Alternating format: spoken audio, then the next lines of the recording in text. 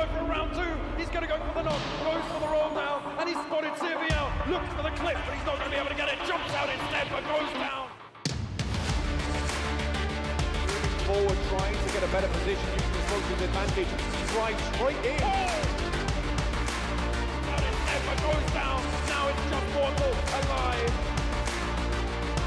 For Soul in a 1-1. Oh my he God, cannot do it.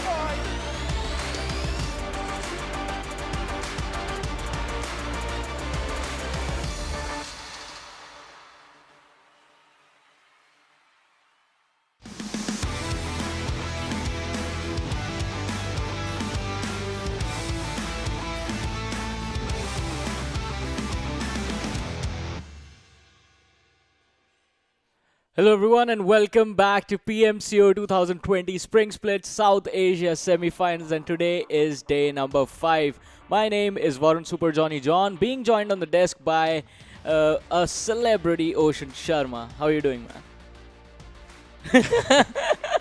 I'm pretty good, thank you for that introduction. But yeah, I've been pretty good, and the way all the matches have been going, and with everything, for some teams it has been good first few days and bad later days. For the other teams it has been bad first few days, like KS Axe finishing on 24th, but right now they are sitting on 15th or 16th or something like that. So that has been a topsy-turvy curve for some teams. Like, they are good at this position, but till when? Like, there can be a team that has that potential that can just dethrone them from the first or second position as the teams are slowly and steadily rising up.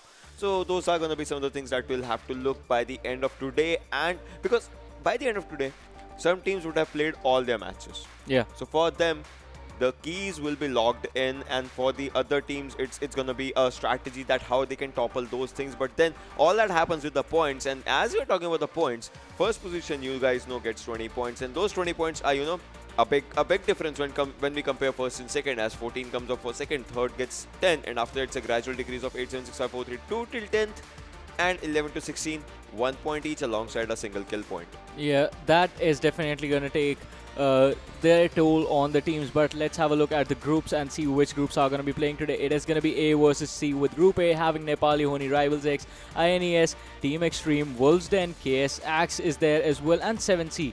On the other side, Group B, Trusty Process, Rising Nepal, Elementrix not doing so great. Jyanmaara on the other side stepped up their game big time. And Group C is going to have PN Gaming, R3D Devils, Ultimate Bank squads performing really well. On the other side, A1 Esports taking a huge dip in their performance. And the schedule for the day is the same as always, except Miramar this time being swapped for Vikendi. So we start off with Erangel, move on to Sanhok, then we have Vikendi, and then we end the day with Erangel once again. I mean, 2 Erangels, always a good charm. And the shuffle between Vikendi and Miramar, that's like one of the things that keeps you on toes. Someday you'll have to play the maps like Miramar. The other days you'll have to play it in an unpredictable situation like that. And today is 17th Feb, and so for 17th Feb the groups that we have is A versus C. So let's see, which teams out of Group C have learned each and everything since yesterday's matches, as they were not playing yesterday, they were just sitting out there and watching the matches. So let's see which teams have picked up their A game and are ready for it, and on the other hand, which teams from Group A do the best, because Group A will be the one that will be ending their journey today by their final matches. So all the scores will be set in. And talking about scores, let's just see the overall scores as of now, what scores are in and what teams are at which position. Yeah, now starting things off is going to be INES on the first position with 153 points. Rising Nepal is going to be second with 146 points. Deadeyes Guys, they are going to be third with 144 points. Team 7C, they are going to be fourth with 127 points. Team Xtreme is going to be fifth, 125 points for them. Nepali Ho Ni taking the sixth position with 120 points.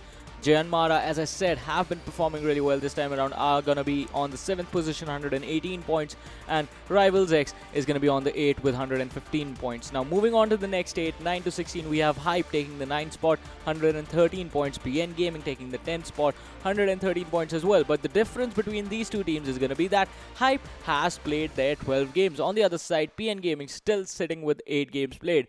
Moving on, 11th position being taken by R3D Devils with 109 points. Trusty Process taking the 12th, 106 points. Elementrix is going to be 13th. 1971 Gladiators take the 14th. KS Axe is going to be 15th. And Damn Classy is going to be the 16th team. And after this, we have the final area out there, the range zone that we talk about. Wolfzen is out there on 17 with 76 points. Team T2K is looking out kind of in a bit of a trouble. I mean, they can climb up as 76 and 60. That's quite a bit of difference. Yeah. And from that, the difference actually starts as T2K, KTM Rage, Salty Squad, a big, huge name out there. Vibes, Ultimate Bank, Team Pyro, and Team A1 Esports for some reason are not performing up to their mark. So we'll have to see. Because A1 Esports has 2 days now. Yeah. I mean, today and tomorrow as well. Yeah. So we'll have to see if they come up into that gap, because the gap is, it's not a lot if you look into that, but when you look into the mentality things, even one single mistake can actually change the game. And we are actually in the game, ladies and gentlemen, as we're talking. Players have started dropping out as well from Peripia. Your plane path goes to Salvo. You get 7, you get shooting range. Yasna Poliana, Rosehawk, Georgia Pole. If you want to go there, you can, take a vehicle from the Water City Town and Mansion, Shelter, Milta Farm. Those areas are actually accessible, but the major area that there is Pochinki. I mean, if teams are dropping out, they will have to see. But 1971 and INES going for a military drop. Let's see what happens. Yeah, Pochinki and School are definitely going to be highly contested this time around, since the trajectory is actually right over them. On the other side, INES, they always go for Nova, so this time as well, I think they are going to head towards that direction. 1971 Gladiators have to be careful about where they drop. On the other side, Evil Eye deciding to land on the military island just close to the bridge. That is actually really interesting. There's a Picking dip out there, Yeah. and there are houses in that dip area. So I mean, he can get a full I look think for him, and he gets one vehicle as Yeah, well. that's what I was going to say. He's going to probably look for a vehicle and then move over to the side of Novo. But the circle is going to be in the northern part of the map. People in Savani, School, Pochinki, Yasna Poliana, Rozok, even the people over to the side of Georgiopol to some extent are going to be pretty much safe. But Nepali Ho Ni, once again, after the horrible Erangel game that they had yesterday, the second one, they decided this time around, like, just going to Stalber would be the safer option. Yeah, I mean, they started off with George Pole yesterday for some reason, and the zone was pretty weird yesterday's final game. I mean, there was some sort of zone you won't be seeing once in a blue moon or something in that situation. But then Salty squad out there, ladies and gentlemen. Salty is having a bad run right now, but they want to change it. It picks up a Scar, 11 Scar, incredible, good gun. If you have aim assist enabled, then you can pop out the heads in an easier way on the long range race. That's what aim assist does for Scar L, and picks up the AKM as well. AKM with no scope, like aim assisted side of AKM is incredible. Let's see what AKM and Scar L does out here for Salty. AJ as he's ready for a fight against A1 Esports, as A1 Esports and Salty both have their drop in Yasna, and I like the way they actually formulate their drop. Yeah. One team is on one side of the road and the other team is on the other side of the road. They're like, let's just not at all go into a fight or anything. So they have always done this. Yeah. And by now, I think even they are used to each other being in close quarters, just being peaceful Like neighbors normally against when each you other. open up the parachute, you're like, okay, there are players there. And then A1 Esports is like, that's Salty. Salty is like, that's A1 Esports. Yeah. They might be knowing each other. Exactly. And usually, okay, so I think I've only seen them go for one early game fight from all this time around, since the group stages, in fact. And that is actually really interesting, because after a while, you just, like, after you start understanding, all right, A1 Esports, this is where they're going to land, you just try and surprise them once. Yeah. You can land on their side with them, pick up a gun and just go berserk on them. But on the other side, PN, another squad that has actually been doing really, really well. They are going to look to climb in the overall standings, as we were talking about. They have dropped down slightly outside of the top 8, but that was just because they were not playing yesterday. And talking about not playing, teams from Group A, they are going to try really hard today, just because after today they'll be done with all their games and their points will be set in stone finally. They won't be playing tomorrow. It's going to be B and C. So teams from Group A, this is going to be their one last push basically to make it into the finals. Yeah, I mean, they actually need each and every kind of push and each and every kind of support. So guys, if you have your favorite team out there in Group A, just keep on spamming their names. I mean, not spam or something, but just keep on commenting their names or anything. Like, you support so and so team and you want to see that team rise up. If that team hasn't is not performing well, it just gives them a mental boost or mental support if they actually need it and all those things. So that's one of the good things. Meanwhile, Wolves is out there on the Georgia, like this area. Yesterday, this was the area where Nepali Ho Ni was trying to contest, and I mean, Wolves were also taking fight with them, but Nepali Ho Ni losing 2 players in that situation. This is like the thing that you were saying now. NHN is making their drop to their location, so that's a good decision. I mean, just imagine if NHN would have done an incredible clutch or something out here against Wolves. They would have tried to contest it once again, but now they know. Now, this is one of the important things. Now, you should be knowing your drop location and you should not be trying to contest anyone else's drop location, as sometimes if the things are not going your way, obviously it's gonna end up horrible. Exactly, and as you were saying, if NHN actually had a good fight against Wolves yesterday, then it would have changed the way Wolves were thinking their drops. Yeah. It would have been like, all right, this could not actually work out for us if we get contested again, and we have to rethink our situation. But on the other side, now NHN people will know that if they drop out of their location, they are not comfortable with that, and that can actually put NHN in trouble. Because if now someone else actually decides to contest Stalber or Kamishki, where they actually go for the split, NHN will have to go for the fight on that one and try to protect their home ground, basically. Yeah, totally. That's gonna happen. INES, Evil Eye. I mean, we were thinking that he'll be getting a car or something, but he has a boat right now, trying to go to Novo to pick up his players, and probably from that area they're gonna rotate to the circle. Team Xtreme out there, ladies and gentlemen, for you is on that. What do we call it? Yeah, level 2 US is what he is actually going with. And we'll have to see how the fights happen. INES, Machine, Tier and Badrev just looking out there, waiting for Evil Eye to come out there and pick them up. And probably one of them should be having a gas can by now. And look at this, KS. KSX has had a really good run. Level 1, he had a level 1 US as well. well. They've had a really good run right now, a decent run or anything. If they read all these players, Sanhok, and I mean, they have played really good starting yesterday. Pyrometheus, some shots have been taken down on him, but he was not taken down. R3D ready to move up that. FPV switch coming in by IR2. He's ready for dropping the first blood out there. He has spotted Matthias. He knows that the shots were connected, so the player would have been down with his health. But now Matthias has used his first hit, going for energy drink, and R3D IR2 is moving forward. If he cooks up this grenade, there's going to be an incredible grenade. Matthias knows the location, as he knows the grenade pin was pulled out right next to him. The grenade will pop out, do no damage right now, but painkillers that he is taking, the time's gonna end up. And now going for a low toss grenade. Can it actually go? No, the grenade has been bouncing back. He should be knowing IR2. The grenade is on him right now. Did he not notice it yet? Okay, so far now this is good. I mean, imagine if the grenade would have been on him. Yeah. That would have changed everything. But this is a fight of wall versus wall. If you're just looking at wall versus a house in between.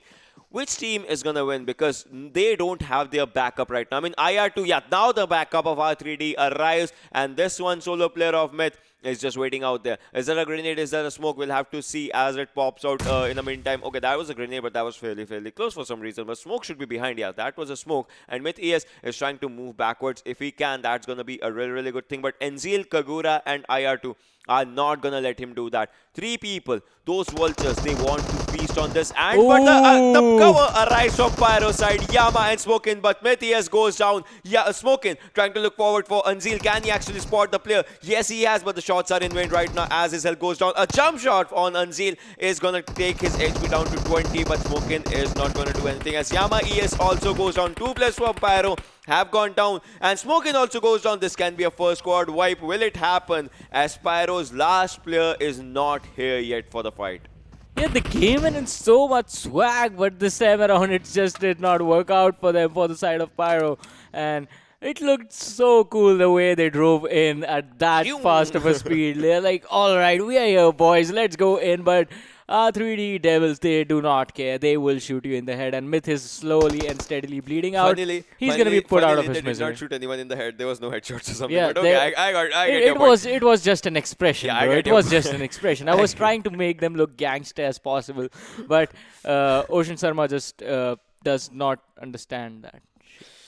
Ha ha ha. Yeah. Okay, so INES is outside the circle, Nets is outside the circle, and Ultimate Bank is outside the circle. NHN is really good inside the circle, but Gole, look at him. Yeah. He is fairly close to A1 Esports. Will he be engaging in a fight? That is going to be a bit of a question. Bang is still outside the circle. Yeah, all those teams are kind of outside at those circular area. First drop coming out there in Stalber, the area of NHN, and it has a Groza and Suppressor AR alongside a boost. That gives like 100 boost by an adrenaline scene. That's a lot, and exactly the thing I was talking about. Reaper, low on HP right now because they were crossing A1 Esports' path. Yeah. Once again, NHN are gonna be targeted once this time around as well, because of their performances have been dipping and could be actually easy targets for the teams looking to climb with the kill points that you get. Oh, on the other side, A1 Kapshi is gonna drop Rivals Divine, but the players from the rival squad was there as well. Slayer and Trigger, they are gonna knock down Kapshi and they are gonna finish him off with that Uzi coming in. That was just unlucky from that Kapshi's side.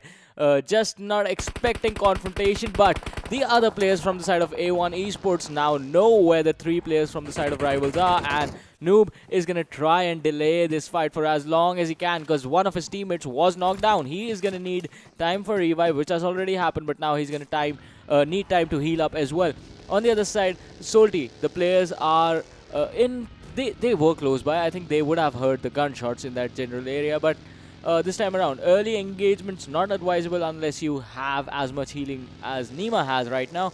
With the med kit, the adrenaline and syringe, the painkillers, 5 bandages, 2 first aid kits, and 1 energy drink. I think Pyro squad is going to get eliminated out there, as Yama ES was really close to INES's players on the downside. And once I looked at the minimap, so that fight can happen anytime if it happens. But meanwhile, Rivals squad, I mean, obviously, enjoying their 1 kill. That's going to be one of the things. But A1 Esports is sinister, trying to look and spot them with that red dot on his suppressed M16. I mean, that's going to create some damage or not, I'm not sure about that, but if it hits, it's gonna cause some chaos alongside the players of Rivals, and that's one thing that's gonna happen. That's one thing that Rivals would not be wanting right now. I mean, they just enjoyed one feast, a great feast for them, and they want to look for more kills if they can. As A1 Esports also, A1 Esports wants those kill numbers. They want to engage in fight. Bring down some hits. Definitely, that is going to be their objective for today. But on the other side, let's talk about KSX, because they did make up a climb yesterday, but they have to push even further today. Like, at least make sure they have 110 points or more than that by the end of today. Otherwise, they are not going to be playing tomorrow. And if the teams below them actually manage to make a hard push in the points table, KS's chance of actually making it to the finals of this PMCO, they are pretty much going to be gone. I mean, that's totally true, and KS is one of the teams that just needs that push. There are a lot of teams, I mean, that needs that push. But Brave goes down as we're talking. We're going to come back to that thing. But TX Niku takes him down. Machine is once again low on health, but Brave gets finished. I mean, this team rotated a long distance from Novo Repno, and right now they are just in a bit of a trouble right now. But Brave has fallen apart. Machine, once again, low on health, cannot use his first aid right now. And the second airdrop is out there in school. Did you look at the difference in first airdrop was in Stalber? Second airdrop is in school. That's a lot of distance. So that means the circle is going to go unpredictable. The second circle has just arrived, and this team also has to go inside the circle. Look at this. Look at how far away from the circle is the second airdrop. KS is going to, enjoy that airdrop. Never mind. But the teams that are inside the circle, 7C, as you can see, Wolves, Bang, T2K, Salty, Rivals, PN, NHN, right now making their way to the circle. Hype, with just Gurkha Whitey up front and other 3 players, and Gurkha Whitey has engaged in a fight, I guess, and Gurkha Whitey is being shot at as well. Yeah, they have to be careful this time around once again, but INES, talking about their rotation from all the way to Novo, now have to actually move up even further. On the other side, Team Xtreme, they were hiding in that house, somehow managed to catch the players from the side of INES off guard, but now it is going to be the turn of 1971. Salu Whitey in that US, he's going to look to get some cover for himself and for his teammates, but he has to be careful. On the other side, Sinestro being dropped by the players from R3D. IR2 is going to kill off Sinestro as well. Gladiators, they have to split their attention up, because even TX is wreaking havoc on them. Niku is going to drop another player, Ryan, and Nightwing and Salu are the only 2 players left standing. Niku is going to go over to his teammates and regroup with them on the other side. Once again, now Sinestro and Salu, look at this. 7C is dropping out players out there. 7C is doing incredible out there. 7C pathetic, takes on 1 and is going to finish one second one as well. NHN is not in a good run right now. Nepali Ho Ni losing their 2 players. And one thing you remember, 7C Hades has his birthday today, right? Yeah, it is going to be his birthday today. So happy birthday to Hades from Team 7C. The team has been playing really well, and we hope that they make it to the finals and put up an amazing performance there as well. Hopefully, but then KS, as you see, like KS has rotated all the way from school to this area. 1971 is also trying to spot some players. Nightwing and Soluite just moving at the edge of the blue zone, as the blue zone has commenced, and there's a third circle. So after this, the circle is not gonna do some chip damage, but it's gonna do a catastrophic damage. And PNFsec with his M16 and that 6x scope is trying to find out some players. 1971 Ryan actually goes down, looking bad for 1971. Slayer has been spotted by FSec, but still. One shot just hit him, but I mean, not that much of a damage as of now. Yeah, Ryan was just left to die by his two teammates. He was knocked down earlier. The UF could have come in, but the players from the side of INES actually come charging in. Machine, he is in Absex crosses, and he is going to go down to that Uzi. And now he's going to be in trouble. The car being blown up is going to be in that Machine, is going to be taken out on the other side. Tia being knocked down as well. Evil Eye is going to be taken out as well, and that is going to be the end. INES, the first team being eliminated this time around. The team that is sitting on #1 right now. What is happening out there? I mean, the big names are being eliminated in the early stages. How does that happen? Like, the team has their A game, but then the other teams are actually bringing their B, C, D, E, F, all the games right in front of them, and that is costing them matches. I don't know how is that happening, but yeah, it is happening. Playzone takes on A1 ES Stranger as well, so Playzone damage coming in handy out there. And look at the circle. It's totally a northern circle right now. Each and every squad, I mean, there are not much of the compounds, and Team Pyre also gets eliminated on the 15th spot as we were talking. So some good names actually going on. And the third airdrop, first had a 7.62, second had a 5.56, and third has .300 Magnum bullets. You know what it is, the AWM. And talking about snipers, bolt actions, Hype SK49 takes on one player with his M24. I mean, shots and fights are happening each and every area. And look at Wolves. Wolves are in a compound. 7C is not in a compound. So they want to get a hold of that compound, as that is the first compound that gets you inside the circle. Yeah, that is definitely going to make you and provide you some safety while you are getting in there. But Hype SK49 with that M24 is going to look to spot out some players from the side of TX. He did actually knock down one, but now he is going to look towards the others, because Gurkha and Dalion, they are in a really bad situation. But on the other side, PN is just going to go in on A1 Esports.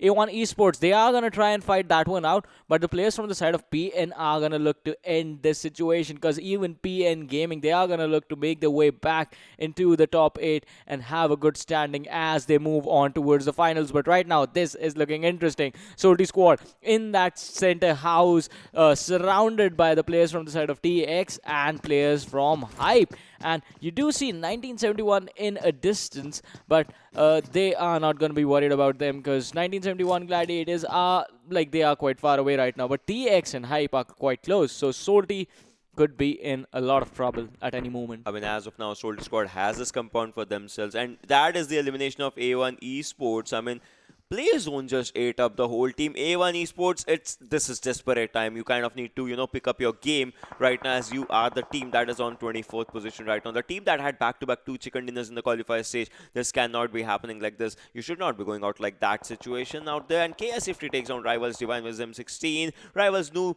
takes on KS Harid out there with his M4. So that's a bit of a trouble for both the teams out there, as they are just slowly and steadily just losing their players, go down from one in other. And TX Viper out there, he is up front of the whole team. Hype SK49 takes out one more headshot, and this time it was for T2K Bolyang. Harid has been revived out there, and Mafia Ninja takes on KS Mehraj. KS Sanhok also goes down by Mafia Ninja. I guess Rivals Trigger takes on KS Sanhok. So I think KS is taking fight from 2 directions, and none of them is looking good for them right now.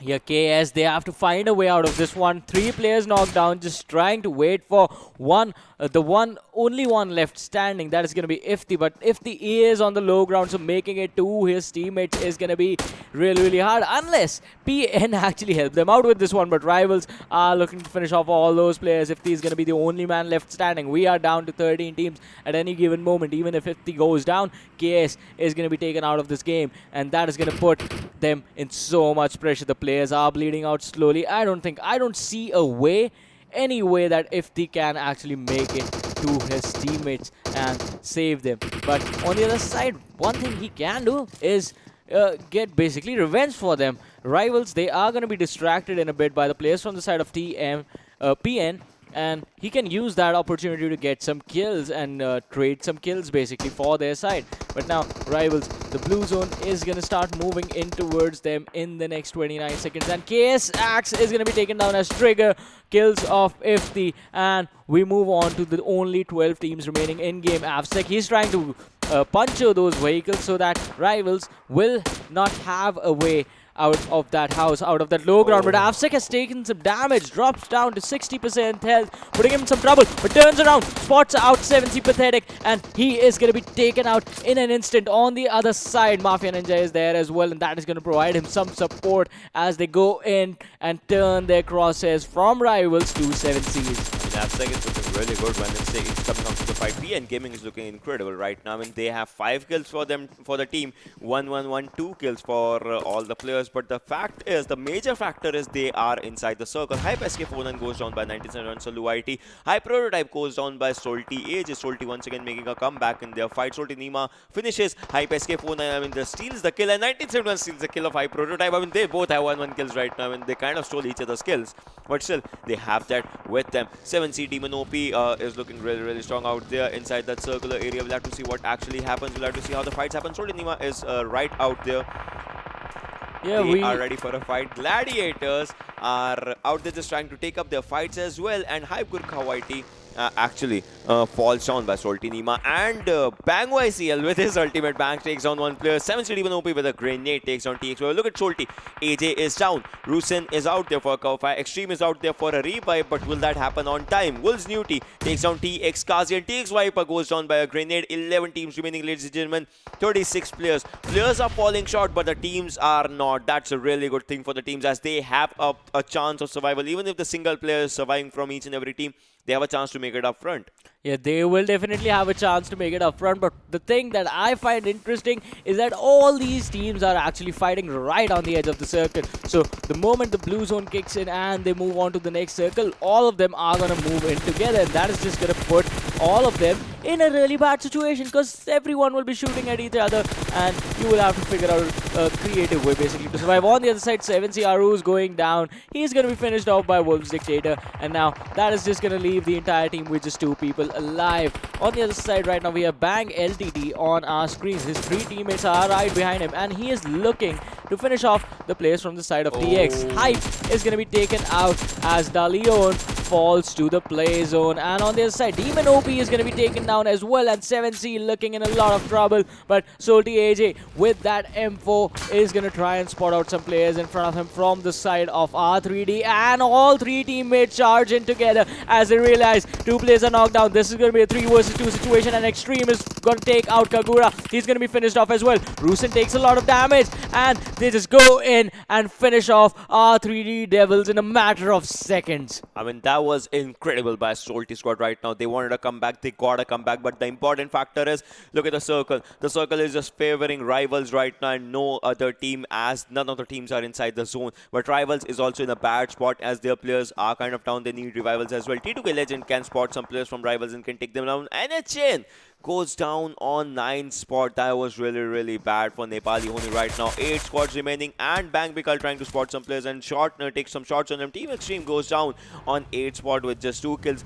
Bang, their players are down right now. YCL would like to move. SS would like to move if he can move inside the circle. Team 7C gets eliminated with 5 kills on 7th position. Wolves, look at them. Wolves can steal these kills. I think they are going for it. Bang, SS is low on health. If his car just blasts out, that is going to be the end game for him. His car is out there, and his car blasts out and takes him down. Bang, SS goes down. PN Mafia Ninja, and I guess 1 player goes down. 2nd player, Bang YCL, will also go down. Wolves are having a good kill number, if I'm not wrong, as they are taking all those kills. Those important kills. T2K Hunter is trying to spot the Salty Nima once again. Ultimate Bang gets eliminated on 6th position. And Rivals, see, this was the team that was inside the zone, and this is the team that is being contested at a big amount, as PN Gaming is out there, T2K is out there, Wolves is out there, Salty is out there, and most of them have their focus on just one team.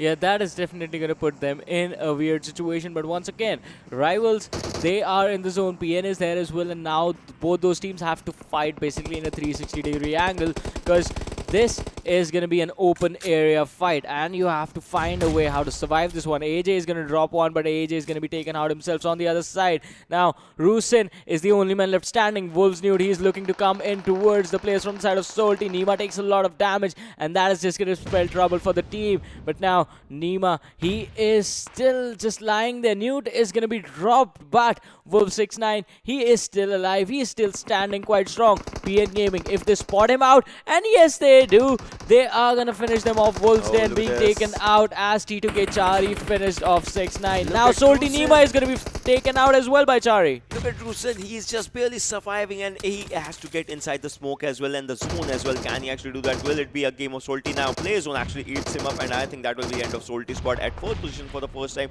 3 teams remaining, ladies and gentlemen. Rivals out there inside the circle, T2K and PN Gaming. Which team is going to start this day with an incredible chicken dinner in their hands? We will have to see as Salty squad gets eliminated on the 4th. PN, Rivals and T2K. This 10 people alive. It's a 4v4v2 situation. 2 players coming out from Rivals, that is Trigger and Slayer. 4 players from T2K, and all 4 players alive out there. But make it 3 if it happens, as T2K Chari goes for PN Blend, and Rivals Slayer steals that kill. That was incredible. T2K Chari is going for a grenade. Will that grenade hit? That is going to be a bit of a question and a bit of a trouble, because if that does not... That grenade was close, but it did not do much of a damage right now. Second grenade coming in, but that actually spots out T2K Chari, and PNFSec takes him down. No damage done by a second grenade, but T2K Chari, can he be getting a revive out there? Will smokes pop in? Because smokes popping in means that his location will be actually shown, and the zone is also kicking in. T2K is outside the circle. PN is at one edge and Rivals on the other. Mafia Ninja takes on T2K Boli Hang as well. A team that was really strong right now is at a weak spot as 2 players were down. One of them got a revive. Hunter and Legend have to get inside the circle as well. Rivals Trigger. Is there something inside this box of secrets or not? That's going to be one of the things. But he spots T2K Hunter. Will he be shooting on him? No, he is letting Slayer do that job right now. But Hunter is moving in. He's just waiting out there. He's waiting for Hunter to get engaged with PN. And if that happens, that's going to be something. And Legend is also moving forward. PN Mafia Ninja has spotted Hunter and is trying to go for him. That DP skin looked really good. But right now, they don't have to focus on it. They have to focus on kills as Rivals Trigger also goes down. A grenade takes out T2K Hunter and would like to finish as well, as Rivals Slayer's grenade does the job. Slayer finishes 1 player, but that will be the end of Rivals X as well, ladies and gentlemen. 4v2 situation, 3v3 situation, sorry. T2K Boli Hang is out there slowly and steadily bleeding as T2K Legend also goes down. It's a 1v3 situation as Boli Hang exits the stage. Legend, if it does not get a revival in time, but that M249 in the hands of T2K Chari, 50% HP, 100 bullets out there, takes down, spots out 1 player and takes him down, but he will be spotted. Another M249 clutch, just barely missing out there, but still. PN Gaming wins this game. That would have actually been pretty incredible, because he had the cover of the drop and the M249 as well, which, as we all know, is really good. 100 bullets to play with. I mean, the moment he reloaded the gun, I was like... It was one of those movie moments that I was like, something's coming. Something's gonna happen. I don't know. Something is gonna... Yeah, the Rocky thing. Yeah. Rambo. Rocky was a boxer. Sorry. Alright, so that was... I can't spell Sylvester Stallone. You're telling me Rambo Rocky. Oh boy. But yeah, that was an interesting game indeed, because we were expecting A1 Esports to do well. They did not. We were expecting Nepali Ho Ni to do well. They did not. INES got wiped out early. They were the first team to get taken out. Yeah. I mean, that was pretty weird for me to actually see them. I still remember the moment. I mean, players were trying to spot, and Machine, he just passes his vehicle on PNFSec only, and PNFSec wipes him out with an Uzi, and that was just in a hint of seconds or something. And that is one thing. That's one thing that I like about this game. It's all that RNG, the probability things. You can rush yourself in at one place. The chances of players being there is gonna be something, and then the chances of the fact that the players are gonna shoot at you or you are gonna shoot at them is that Schrodinger's cat movement of those things. It might be alive, it might not be, and unless you actually go into a house and check, the house is both empty and occupied at the same time. Yeah, so a little bit of quantum physics coming in from the genius himself. The game includes quantum physics, I don't know. But still, talking about the teams that did really good, Rivals, I mean, with just 2 players surviving, they managed to take up an incredible fight right in front of with PN at one side and T2K at the other. They were at the centralized area, and as Legend was and Hunter was moving his vehicle, Rivals players were just sitting out there waiting for the exact moment for the other two teams to get engaged. Those are some really good strategies. Yeah, that was in fact a good strategy, but I think all that failed when T2K Hunter actually rotated with that UAS and they started shooting at them, the players from the side of Rivals. I mean, yeah, if you are going to be patient, just let them pass by. Let them take the fight with the players from the side of PN. You can fight whoever is going to be left standing. But giving away your location when you know you are sitting at a man disadvantage and you have been patient for so long, you have been lying there for so long, just letting all that go with the snap is just going to be like a big letdown, I think. But still, making it in the top 3 in itself is going to be, they are going to be pretty happy about it. That just does not work out in some situations. But yeah, top 3 is good. But then now the thing comes is that no doubt INES is at the top position. But for how long will there be a team as PN Gaming is slowly and steadily moving forward? And they were in top 5, if I'm not wrong, of the overalls, and they are gonna contest that position, if not by this match, by the second match, if not by second match, by the end of the day or anything. They are gonna outshine each and every team because they started their day in a really, really good mentality, and that was, we'll hit down in the Erangel, we'll pop out some heads, and we're gonna end up with a chicken dinner, and that's one thing that they did. So PN Gaming was, they were in the top 5 when teams had played 8 games each, but after yesterday they did drop down to the 10th position just because PN Gaming was still sitting at 8 games. And now I think after today, they are going to look to make that hard push for the top spot. Once again, this team has been pretty consistent since the group stages. Yeah. So one of the most consistent teams so far I've seen, because other than that, I think it is definitely going to be Team Xtreme, who have been quite consistent. And INES, their performance went up once since the semifinals started, but now once again they took a dip in this game. But it was just one game, so we can let this one go, I guess. I mean, we can let this one go, but yesterday as well, like we saw Rivals Nepal and INES, they are just, while one team gets a chicken dinner, they get 23 points. Yeah. There was a day when Rivals Nepal in those 4 games, they had 23 points. Yeah. Same went for INES yesterday. They had one good game, rest 3 were kind of decent. So those things matter in all the scenarios and everything, and let's just see what actually mattered, as we know which team was at the first and at the last, but we have to, you know, kind of make out that impact with where each and every team was standing. So let's just head out to the this match's standings as we are talking as PN Gaming with those 11. Once again, 11 number comes in handy out there, 31 points for the team. How many days has it been then that either the first or the second they get 11 kills? I don't know, but yeah, this has been out then back to back each and every day. Rivals X is out there on second position with 18 points. Same goes for T2K. I mean, see, this is one thing. Rivals X had more kills. Yeah. And that matters out here. So that actually puts them on the second spot. The points are equal, but if you're talking about the total kills, Rivals X win this one. Wilson is out there on the 4th one. Salty squad making up an appearance once again on the 5th one with the 15 points. And out here once again, 7 placement points for Wilson. 8 for Salty, but then the kills matter. So yeah, there is that thing. 7C, we're gonna come back to this team once again later on when we'll be finishing by this. 7C has 6th position. R3 Devils out there on 7th, and Ultimate Ban is out there on 8th.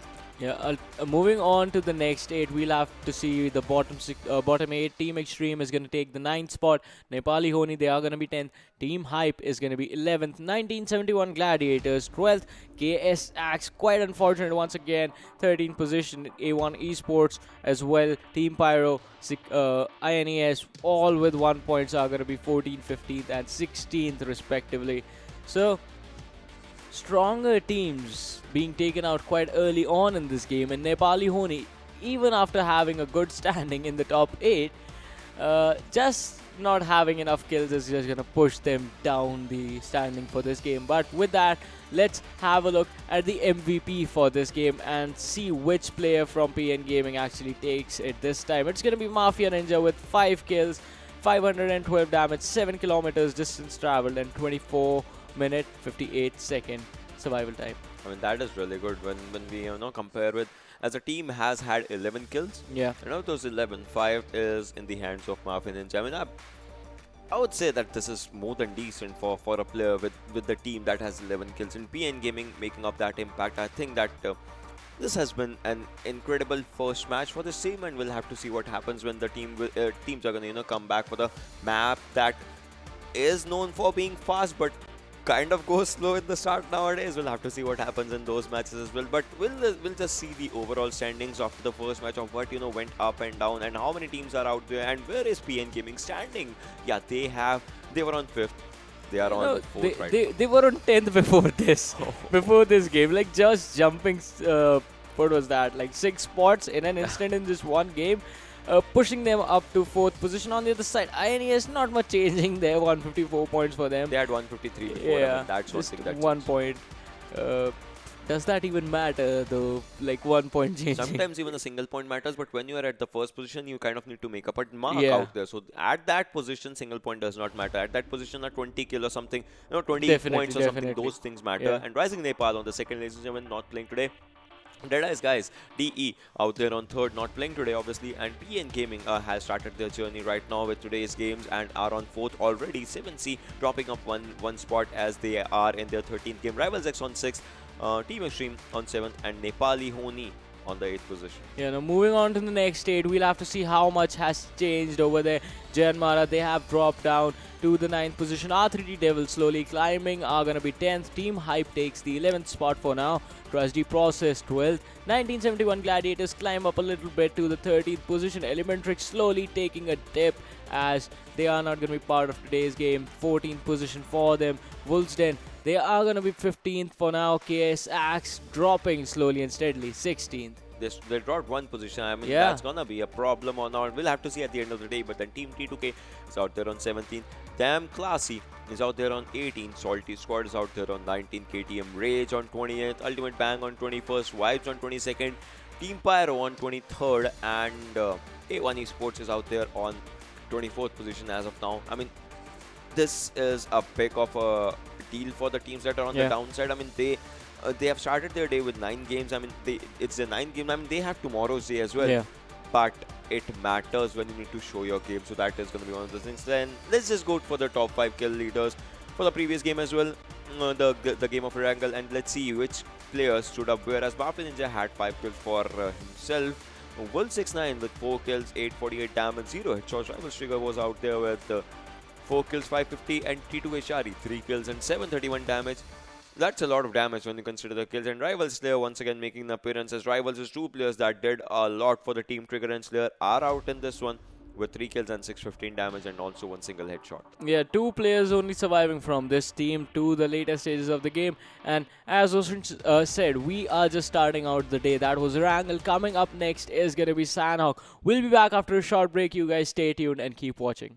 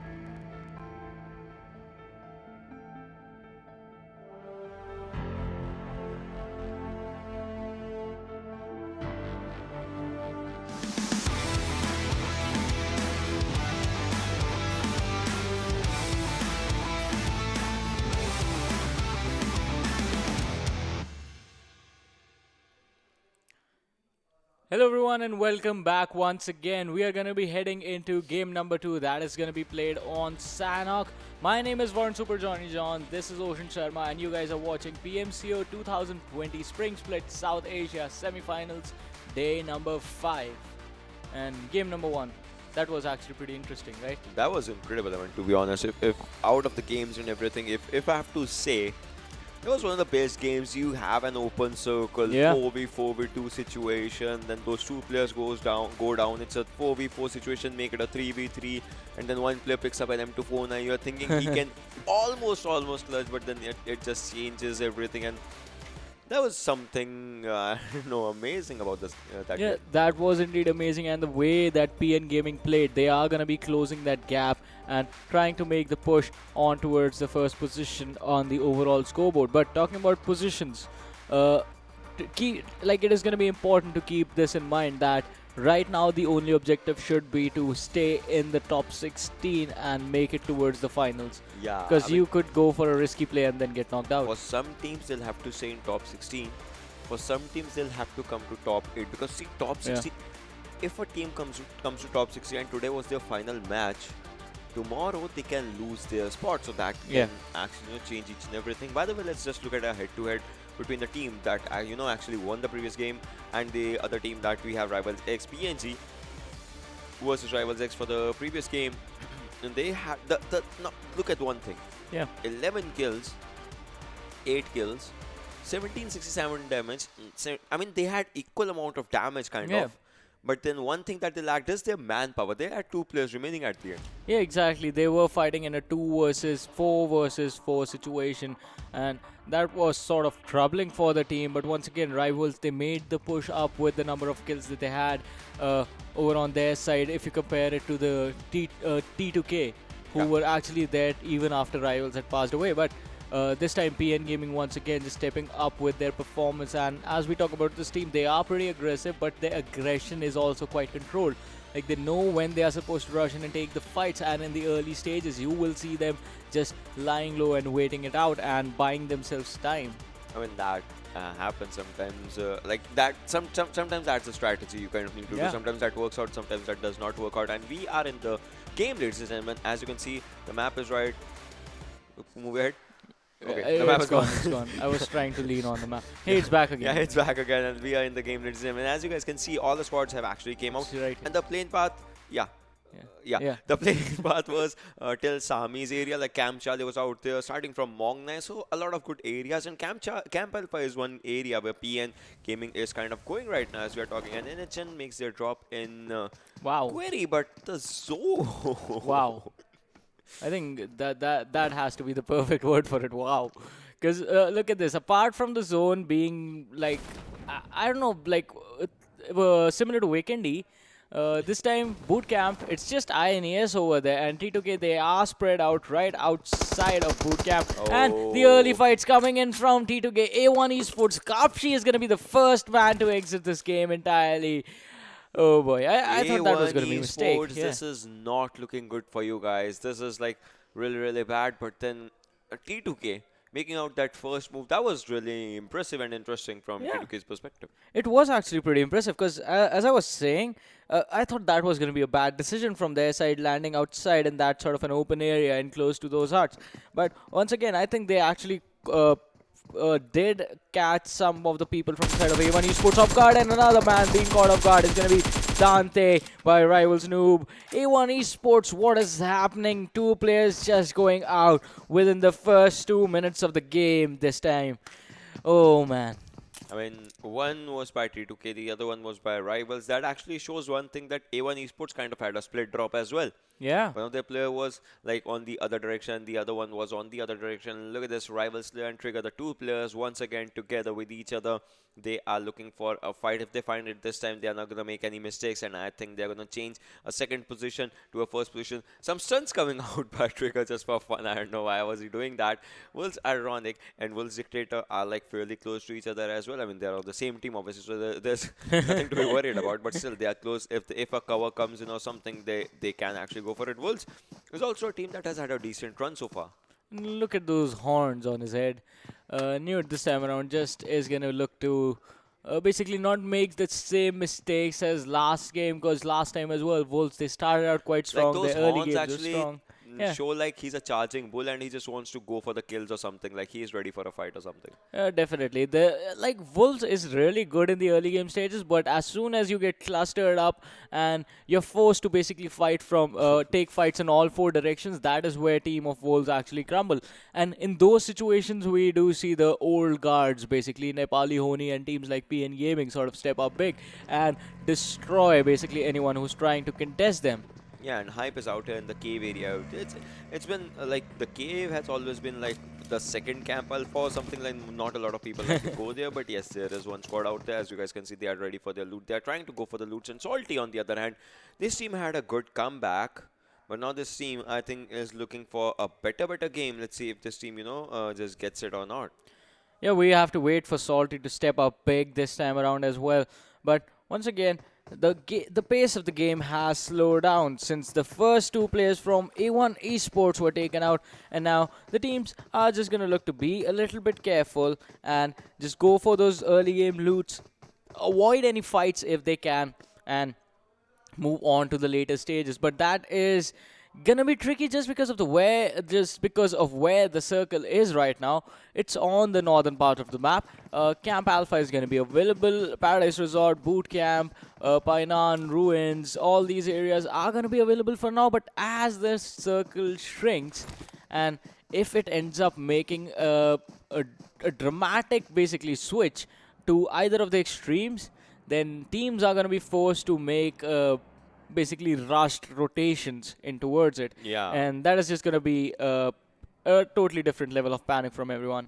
Yeah, I mean, that's going to be a weird scenario for the teams as well. And I will have to see whether the circle also, keeps on dropping, as we are just less than 1 minute away from seeing the circle unfolding its wings and, flying into the other direction. One way or the other, the circle is going to be the main reason that the players will have to switch their gaming styles. If they have to go for it, they can go aggressive depending on if the circle is more and more in water, or they can go passive if they find a really good spot. And Hype Leon, his scooter was just flying right in front of him for some reason. That was something. And Gurkha Whitey has taken some shots from some players, but still is. Imagine, okay, you are just driving a scooter or something. Yeah. Alright, the first airdrop, let's just talk about this, has an AWM suppressor and level 3 kit. But just imagine, you're driving a scooter or a vehicle and you hear some shots and the shots just start coming onto you. I mean, that scenario is kind of a panicky scenario in itself. Yeah, it's going to be panic. It's going to be irritating. Like, I'm just chilling here on my scooter. Why are you shooting at me, man? Yeah, like, okay, what was that? Like, Yeah. that. Oh boy. But that actually looked like what players from Hype were doing. Like, two of them were just rolling and cruising on scooters. And They see me roll yeah, at the head. Yeah, exactly. They were hitting and then they shot him in the back, dropping him down to what was 40% health. But now, Hype, they know where the enemies are, so they are going to be careful about it. On the other side, Prototype is just going to rotate in with his teammates, and now Hype making it into the zone are going to look to gatekeep KS, who were right behind them. On the other side, Pyro, Tevez, with that QBZ on himself, is going to be pretty much happy. And remember the previous fight that Pyro actually took? They just charged in that shelter area and then they kind of lost their fight. So that's one thing that Pyro does not need to do out. When 7 Samathiwadi finds out a player, and KS, the team that wants to do good and decent, is right now falling. But look at this thing. Bang YCL. He's really close to Salty Xtreme, really close to Salty AJ. And he has been spotted and he has been taken down as we are narrating this incredible story of Sanhok's match. Ladies and gentlemen, one more kill coming into the hands as Bang squad now Ultimate Bang will have to, rethink their decision of just moving in forward. And Bang YCL, he was far away from his team, so obviously no revival was coming. And Rusen, if he falls, yes, he has spotted the player, and some shots have been actually laid down on them. But then look at Bang SS. If he actually peeks from there, Rusen does not know his location. Bang SS can be that game-changing person who can actually save his teammate from that, and he is trying to go for it. But still, Rusen is looking for some shots, some sprays with his QBZ, and then it's in Kole, goes down by Pyrotrev ES. NHN Vcash takes down Pyro Trev ES. NHN Vcash also goes down by Pyro Smoke in ES. So Pyro versus NHN. The war is on right now. Yeah, but on this side, Rusin actually did a lot of damage to the players from Bang. And as you said, Ocean, SS could be the man who can change this entire situation. The unfortunate thing is that SS's location has been found out. Yeah. Now, Ultimate Bang are going to look to take control of that compound right on the low ground. But on the other side, R3D are going to make that engagement in towards Pyro, who were already fighting Nepali Ho Ni, and IR2 is going to be the man that goes down in that situation. Vcash is going to go in on Traverse, and Akish is going to finish off Smokin'. But once again, that was a third-party situation over there, and Pyro now they have to be careful because there are a lot of teams in this compound. And Yama, he's going to get shot at. He does not have a way to fall back. There is one rock in front of him that is giving him some cover, but his back is going to be quite exposed. He is going to be taken down by R3D IR2, and that is just going to spell trouble for the entire team. Kick-Ass is quite close to his teammate, but R3D Private is looking to take the last player from Pyro out. Kick-Ass is low on health right now. NHN on one side, R3D on the other side, and he is out there with just 30-ish HP if he wants to take up some fight. Right now puts it up to 75, but will that be enough as NHN is ready to look onto him?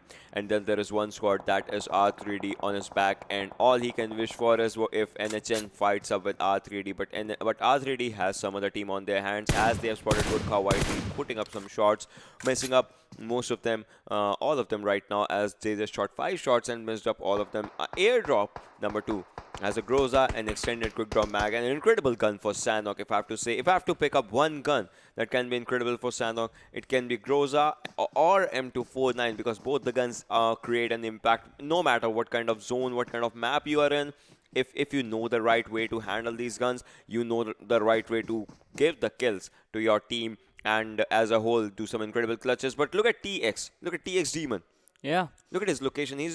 They're just swimming or something outside the water area to get into the zone, but the zone is going to shrink as we are talking, and one team, that is R3D, is going to get a hold of that Groza, if I'm not wrong, and they are going to enjoy it, obviously. Let's see what happens. Ooh, that is an interesting shift, but not going to change that much for the teams. The rotations are going to be pretty much easier. If someone was looking to rotate in towards the center of the previous circle, then this one is going to be easy for them as well, because you were already heading in that direction. Yeah. You are going to pretty much keep going now. Apart from the fact that the blue zone is going to give you some trouble after a minute and 30 seconds from now. But other than that, not much is going to change. On the other side, the player in the boat moving towards the Tatmok area, that was actually quite interesting. But he actually somehow managed to make his way there. On the other hand, there is another team present as well. It was 1971 Gladiators who were there. Could be giving the team some trouble, but Pyro Kick-Ass still surviving in this unfortunate situation, being joined by KS. They have lost one player. Harid was taken out in the earlier stages, and Nepali Ho Ni are still looking to finish Kick-Ass off. He is still hiding behind the rock, still surviving, and this is so unfortunate. This is so scary for him right now. He has to watch the houses in front, where KSR has to watch his back constantly where Nepali Ho Ni is, and I don't think he's going to be surviving for long. I think I give this man like 3 minutes tops. Alright, so you are giving him like a survival time, but I think if he plays his cards right, if he just stays as he's at the edge of the circle, right? Yeah. So the teams, they might have to rotate from one side or the other side, and for that he can just survive. If that happens, that's going to be a really good thing for the player. But then PN, the team that won the previous match, right now is looking good with 0 kills, but still they are looking for a fight as the scopes are coming in handy. They are just trying to spot some players, and if they spot the players in the right direction, I think they are going to meet Wolves out there as Wolves Dictator. Now he's making a run for his team, but if had he been stayed there for long, I think PN's players would have been on him, and PN blend. He was trying to go into the water, and talking about water, TX Demon was the one who is swimming, and 7Cs, they can be spotted by R3D. All the players of 7C are kind of low on health. All the players of R3D are on 100 HP right now. We'll have to see which player spots which one and which player goes down, as the fights are kind of, the fights have stopped right now in a bit. I mean, the players are spotting each other. They're trying to shoot each other. But as of now, the circle is that big that they can find adequate covers. Maski YT goes a bit low on health, but still manages to go out. Now it's down to Aruz. Can Aruz just make it to the zone as we are talking, or will R3 try to go for it? And Enichen Vcash goes on KS Meherraz with his QBZ. He's ready for a fight. He's taking the fight, and he has the fight proper. And look at this. Look at Akish. He can just go out there and he can pop out the head, but then obviously was being spotted out there by other players. KSFT has been taken out. Enichen, Lake, OP, and Vcash are two players. Sanox is out there. FT will be taken down, and Sanox, look at this. It's just one player. That is Lake. One player versus one player. KS Sanox. One squad gets eliminated out here if this happens, and Sanox is moving up forward. But right now, he's waiting for a revival. A pretty good thing. And then Akish goes down. KS Sanox has taken Akish in his hands, and now the revival is coming in handy. FT and Sanox on one side who can win this one. No! Grenade is so far away, but just imagine if the grenade would have been ending them. But Lake is surviving out there. The grenade damage just hits him, but Sanox going for a B plan right now. Obviously using some bandages for this fight, but Lake has a good chance out here. I mean, he's on the upward direction, but for how long now? Lake goes down. I mean, this is a bad chance, and he tries to move in backward. Good thing, but if he gets spotted, that's going to be the end of him. If he is moving inside the zone, obviously needs to go, get there so that he can put up his first aid or anything, as he slowly and steadily is just bleeding out by the damage of the zone. Sanox is also moving in, but then if he will be spotted, Lake goes down, does not want to stop his spray, and just ends him up totally and properly. Now in this situation, Lake is in a good spot, but then he will be spotted by Sanox, as Sanox does a good amount of damage. But then Sanox, look at him, just 1 HP. Can he be giving the kill? Will he be giving the kill? Uses some painkillers. That is the only thing he has. Will that be able to do something? I don't think so. Yes, it does for one, for twice. Look at him. His health is just barely surviving out here, but I don't think so for much long. But just about to make into the zone, and KS Axe. A bad run starts from him for them once again, as he just goes out of the play zone. Yeah, KS Axe once again are going to be the first team that are going to be taken out. Even after an amazing fight that they had against Nepali Ho Ni, and he was just 1 meter away from yeah, zone. and on the other side, Nepali Ho Ni, what did they gain from that engagement? They lost 3 of their own players, and now Lake is the only man left alive in this game. So for both the teams, it was a bad decision. Even on the other side, KS Axe, they had so many players. It was 2 players still surviving, and they just decided to prolong the fight. On the other side, T2K Chari, he's going to spot out Evil Eye from INES. One shot managing to connect with the man, and is going to drop him down to 80% health. But now T2K, they have the cover. INES, the only opportunity that they have for themselves is going to go in for a collapse, but that is always risky, and the team with the cover is going to have a higher chance of coming out on top this time around, and it always happens. But the Rave is looking to spot out anyone from T2K who's going to be trying to rotate out in the open. But so far, T2K, they have decided to stay in those huts and have decided to just gatekeep the circle, because this entire location is right at the edge of the circle. And they are going to be looking to be careful this time around as well. Yep, that is true, and we'll have to see how it all happens in all of the fights, as T2K is, as you said, see, they have a good cover, but INES's flank, you see Badrev out there, right? Yeah. Are they ready for him? As Evil Eye and Machine are on the topward area, and T2K, I mean, T2K is the team that is kind of not inside the circle, and the circle is slowly and steadily coming, so they will have to get inside the zone as well. That can change everything for this team. Evil Eye, look at him just snaking around in his area. He's just out there just trying to find a perfect cover or something. And Machine is also out there with that rock as his cover. Rivals has to get inside the circle, as well as Rivals is trying to move from the backward area. The team that was third in the previous game but was second because of the kills that they had, obviously. That changed everything for the team. So that is one of the things. I mean, you can give out good amount of kills, or you cannot cannot give out good amount of kills. Like, it all depends on the mentality of how the teams are doing. And 7C Pathetic takes down R3D IR2. PNF Sec has started the fight as they take down Gurkha. YTP and Blend is also down right now by Wolves. Ironic, so a lot of third parties coming in. Solti Nima takes down R3D Private. So I think fights are out there. Hype Dalion is inside the water right now, just trying to go. And Private has been spotted, will be finished out by Solti Nima in an incredible way with his M4.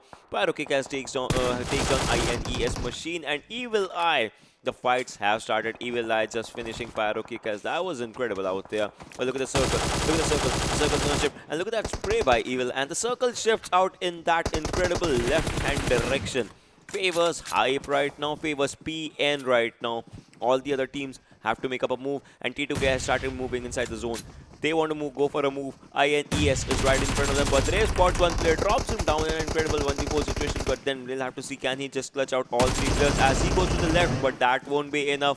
INES by YT2K takes this win. And that is for the second time that INES have taken the early exit from the game. The team sitting on the first position in the overall standing is just not performing today, and that could put the team in trouble basically. But on the other side, 7C, two players, one player Pathetic is in the blue zone right now. Maski somehow actually managed to make it, but the player is still bleeding out on the other side. TX Demon managed to catch the players from the side of Wolves of Guard. Xtreme taking a lot of damage from PN as well, but Salty, they are focused on 7C on the other side of this river, and Nepali Ho Ni are going to be eliminated. Once again, Lakhe, the only man surviving, is going to be taken out, and they take the exit on the 13th position. But talking about this, TX splitting attention between 1971 Gladiators. Now, PN Ayush is going to spot out the players from the side of Salty who are running in towards the zone, but can they actually make it now since they have been spotted out?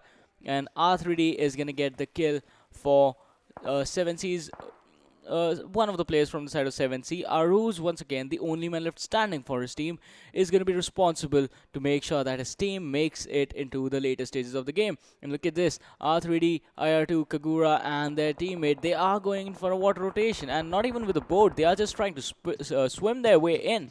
That could put the team in a really risky situation, but we have to see if they actually make it in or not. On the other side, PN, they have spotted out Salty. They had spotted out Salty quite earlier on as well. But now, Salty also know where the players from the side of PN are, and they are going to be careful about it. On the other side, 1971 Gladiators, Ryan just managing to avoid an engagement for now. Hype Leon is going to do a bit of damage, and 1971, they are going in at it with the players from TX. Viper, he is lying proning on the floor, but Ryan is going to come charging in, does a lot of damage. Viper is going to be taken out. Sinestro on the other side takes a lot of damage, is going to be knocked down. 2 versus 2 situation. Demon and Nico, who is going to come out on top. Oh, Nightwing drops down to 10% health. Can he make it out of this alive? And Demon is going to be taken down. 2 versus 1 situation. If Nico actually plays this one perfectly, it's going to come in his favor. And TX, Nico drops down. Ryan, Nightwing, the only man left standing for his team, is at a health disadvantage. If Nico throws one nade, this is going to be his game. And the nade comes in, but it's not going to do anything. Nightwing still trying to juke this one out. Nico is still trying to wrap around. Both the players with their movement are just trying to basically I don't know, throw each other off. Demon is going to try and get a revive for himself, and that is going to come in, and that is going to be happening before 1971 Gladiators give a revive to their teammates. Oh no, this could spell trouble for the team. Nico, he is still trying to take out the last 2 players from the side of 1971 Gladiators, and will he be able to spot them out? Sinistro is going to be taken out, and that is just going to leave the entire team being eliminated. Nightwing falling down as well, and TX are going to come out on top in that engagement. I mean, that was an incredible fight from the hands of Team Xtreme as they just took out that thing. And bang! Has been spotted out by T2K Hunter as he was just trying to go for it. He knows that Rival Noobs is right in front of him. T2K Hunter can go for him, but then misses all the shots. But then Rival Noobs has been taken down by T2K Chari in this fight. Bang LTD. He should not be on the left side. Hunter, he knows that there's a player on his left, but why is he actually choosing this? T2K Legend is out there, and Bang LTT can spot him, but Legend goes for him, takes him down. Bang LTT is down, and Bang Pickle is also down by just 1 player. T2K Legend on 1 HP. Clutch is out 2 players. Ultimate Bang, they have gone down, but Legend needs a revival, but won't be able to get it. T2K Shari is also outside the circle, trying to keep up the pace with the circle, has to get inside 100+ meters. Can he do it? As T2K Hunter is going for a first hit, I think he'll be able to pop it. Yes, he does, and he's just moving in forward. Salty AJ takes on PN Mafia game, Mafia Ninja as well. Hype the Leon takes on Salty Xtreme. Salty AJ goes down by the play zone. Hype the Leon goes down by PN F-Sec, and Salty is out there for a fight. Salty Rusin goes down, and Salty Nima with a drop shot, but does not do enough damage. F-Sec comes out there, but Salty squad gets eliminated by PN Gaming. PN Gaming once again trying to make up a mark, has 1 chicken dinner. Can they make it 2 out in this game? As PN with all those 4 players alive are trying to get into the zone as soon as they can, and yes, they reach into that zone area for now. 40 seconds left for the team. Rivals also make out an exit out there as Wolves go for a fight. Wolves is ready. Has 3 players right now. The 4th player is getting a revive, and Hype Squad for a change is making up a move right now. And 7C Aruz, the lone player for 7C, surviving once again. We'll have to see what this guy does. And T Xtreme currently outside the circle, 250 meters, has 4 first hits. Can he just pull this off for 1 position or cannot? He does it as E1 Esports gets eliminated with just 1 kill and 6 position. And we'll have to see what happens. Wolves Newt needs a revive right now. I think he will be getting out. 7C gets eliminated on the 5th position with just 1 kill out there. 4 teams remaining, ladies and gentlemen. 11 players out there. Hype SK49, he's moving in the wrong direction because if Wolves players spot him, that is going to be the end game for him. PN Gaming on the other end, all 4 players just moving in Prototype and SK49, 2 players out there. What's going to happen? As Wolf69 is throwing smokes for his player to get revived. Will he get a revive? Nope. The Wolf69 naded his own player. That was true. That was something. I don't know what that was. 3 teams remaining, ladies and gentlemen. PN Gaming once again for a second chicken dinner. They are out there. Wolves is out there. Hype SK49 is out there with 2 players. You can see SK49 with that barrel. He has spotted some players, but will he be able to pop out some heads? 6-9, this time if you grenade, make sure it's on your opponents because that is one thing that is needed by your teammates as well right now as your fans. PN Mafia Ninja takes on Wolves. Ironic Wolves is in a bad situation right now. 6-9 is out there. And Dictator, can he be able to give a revive right now? Can he just give a revive? Yes, he can. He has touched his player, but the zone is coming. I mean, all the teams are inside the circle as of now. But what's going to happen? That's going to be a bit of a question as 3 teams remain. 9 players out there. This is a fight for the second match's chicken dinner, and PN on your screen, ladies and gentlemen, is going to go for it for the second time. Yeah, all of these teams are going to try for this one, but right now the circle is on that slight downward slope right in front of them. That is going to be an open area. Whichever team tries to rotate in first is going to be taken out by the other ones. PN on the other side are focusing all their attention to the players from the side of Wolves. Ironic being dropped yet again, but the revive is going to come in and Hype. They are being really careful and really patient about this one. SK49 and Prototype, the only 2 man left standing for their side. Prototype is going to be taken out, and that is going to put the team in trouble. I think SK is going to be the only man left standing after a while, and PN, they come charging, and Mafia Ninja and Blend making their way into the circle. Ayush is left on the background, but now Wolf 69, he's charging in towards SK49 from the side of Hype, and SK, he is going to be taken out as well, and that is just going to leave Wolves and PN at it. Ironic is going to drop Ayush. It is going to be a 3 versus 3 situation, but now can Blend and Mafia Ninja actually clutch this one out? Oh, this is looking so hard for them. Okay, 6-9 is down out there, and Ironic is also down. 1v3 situation. Wolves Dictator, can he just go for it as Ironic goes down? PN with 2 players surviving out there, and it's a 1v2 situation as 1 more player goes down. Wolves Dictator is out there on 50% health. Mafia Ninja and Blend. Look at Blend blending out there, but Play Zone eats out PN. Oh my god, the game ends with a Play Zone demise. That was something, but PN with a second chicken dinner. Yeah, that was back to back. That was just BM towards the end. Once again, we have seen this happen. I won't give you Michael. You can take the chicken dinner. You are not getting me though.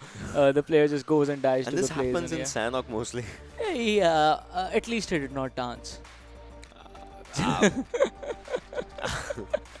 I'm gonna dance till I die. That has happened once as well. But this time, once again, PN just putting up an amazing performance. A lot of kills for their side. I think it was 8 kills this time around. Kills, just and like that, it always seems to work out their style of play, where it just stay low for the early game stages, and in the towards the 4th circle is where we'll start to fight. I don't know, but this strategy, this meta that they are building up is working for them. Yeah. From the first game to the second game, they have 2 back-to-back chicken dinners, and you said that they started their day at 10th position. Yeah. Jumped up at 4th. I want to see where they jump up after this, because 2 chicken dinners, it matters a lot for the team. Yeah, it definitely does matter, and the first one was a 31-point play. Now this is going to be a 28 points coming in as well, and I think by the end of today, they are definitely taking that first spot home for themselves, PN Gaming. But once again, moving on to the other teams, Nepali Ho Ni and KS Axe. Yeah. That one fight on top of close to that sniper lookout, that was just a weird situation for both those teams, because yeah, you are engaging in combat, you might get some kills, but once again, at what cost does that come? It was a risky situation because KS the position that they are in right now, they only would like to go for YOLO plays because they won't be playing in tomorrow. It's either they make it or either they don't. They are 2 games down now. So Nepali Ho Ni, they have to be careful about that as well. On the other side, they just lose 2 players. Lakhe somehow gets lucky and clutches that one out for his team and then moves on a further bit into the game, then just dies. Yeah, I mean, that was one thing that NHN Lakhe, he made a mistake out there. You cannot be taking fights outside the circle, as that is one thing that, can take the temperament of the team down. And that is a bad and weird thing out in that thing. But then KS Axe, they kind of need to step up their game right now. They're at 16th position. From 16th, if they play their cards in the wrong spot, they are going to drop down and cannot qualify. As today, just 2 matches remain. And those 2 matches, the one team that has, had the maximum out of those 2 matches is going to be PN. Chicken in first, chicken in second. They are like, keep on coming. We know the final crate is what we are forming of our opponents, and we are going to be, having those chicken dinners for us. Even for PN, it could have gone horrible for them at any given second because the circle, once again, it was in a slight ditch in the floor. In the ground, there is not flow on Sanhok. So a slight ditch on the ground, and it was quite open. There were no trees, there are no grass, and the only option that you have is to literally run towards that direction. And if by any chance, if Wolves had or if Hype squad, if the 2 players from Hype, if 2 players from Wolves actually decide, alright, these guys are out in the open, let's just shoot at them instead of each other, then PN would have been taken out. Yeah, but then we are going to go and see who is the MVP of this match. Obviously, it's going to be once again from someone from PN Gaming, and it is Azsec. Once again, 5 kills for the guy. Previous match also 5 kills, but previous match the damage was more. This time it's 418. And obviously, they started engaging in the fights in the latest stages. 23 minutes and 54 seconds was the survival time, and 5.41 kilometers is the total distance covered by this guy. Now, let's just move to the game standings as well. As we know, PN Gaming was out there. Yeah. But if I remember correctly, all their teams were there with 3-2, 3-2 kills. So how much difference is it actually creating? See, exactly. Look at where Team Hype is, a team that got eliminated on the 3rd spot with just 2 kills. They're out there. Wolves 10 had 5 kills, but T2K, look at their jump. 4 placement points, 8 kill points. Wow. Actually takes them up to 3rd position. My point exactly, like kills actually change each and everything in this game. Yeah, definitely. Kills are going to change the situation for T2K this time around. Moving on to the 3rd spot. Team Xtreme as well, jumping up to the 4th position. Hype is going to be 5th. Salty Squad also taking a jump because of the number of kills that they have, jumping to the 6th position. Rivals, they are going to be 7th. And Team 7C still sticking in the top 8 every single time, are going to be 8th. Moving on to the bottom 8, we have A1 Esports taking the 9th spot. Nepali Ho Ni are going to be 10th. R3D Devils 11th. 1971 Gladiators 12th. KS Axe is going to be 13th. INES 14th. Team Pyro 15th. And Ultimate Bang were the first one taken out. So 16th position for theirs. I mean, INES is kind of doing decent right now. I mean, they're sitting at the top. Just getting one point for the last 2 games. Yeah, I mean, a team is getting 1 point for the last 2 games. A team is getting back-to-back chickens for the last 2 games. So let's just have a look at the overall standings, at where it keeps the teams going on as we are talking. So our overall standings are going to tell you the story of the 2 games, and that actually, look at the difference. 172 points, PN Gaming. That is just incredible from you guys. 113 placement points, 59 total kills. INES drops their throne. They just handed their throne to PN Gaming out there, and 156 points. 146 for Rising Nepal. I mean, they are not playing today. See, an impact. PN Gaming has just had 10 games right now. Yeah. 10 games. They still have games remaining for themselves. PN Gaming are definitely going to climb in. But on the other side, look at this as well. 7C. They are slowly and steadily climbing as well, making it into the top 4 this time around. And 145 points to this team. On the other side, as we go down, Deadeyes Guys also are going to be 5th. Team Xtreme also climbing 6th position for them. Rivals, they are going to be 7th, and Nepali Ho Ni is going to be 8th for now. Yeah, this is the top 8 right now. We'll have to see what 9 to 16 brings us for us as for the teams as well. As Team Hype has climbed up 1 position, they are on 9th right now. R3 Devils is on 10th. Jyanmaara is on 11th. Wolves 10 is out there on 12th. TDP has dropped a bit. I mean, they are not playing. Obviously, their scores are going to drop, and so is 97 Gladiators right now. I mean, they had a decent run. They got eliminated a bit early in today's matches. Elementrix not playing the matches. Team T2K is out there on 16, the top 16. So this means KS Axe is actually on the lower half of the table. If Yeah. I'm not wrong, they're going to be somewhere in between 17 to 24, and so is going to be A1 Esports. Yes, I mean A1 Esports is still on the final one, and KSX has dropped down one position. They need to come back as soon as they can, as Salty is trying to do. Yeah, all these KSX, Salty Squad, Ultimate Bang, A1 Esports now need to make the push. Otherwise, they are gonna be too late for that. But these are the overall standings as of now. And once again, two more games remaining for today. And you have to be careful because next one is gonna be Vikendi, which is, if I have to describe Vikendi in one word, it's just weird. Nah. And Nah. that's an expression as well for Vikendi whenever you jump into a game, into a competitive.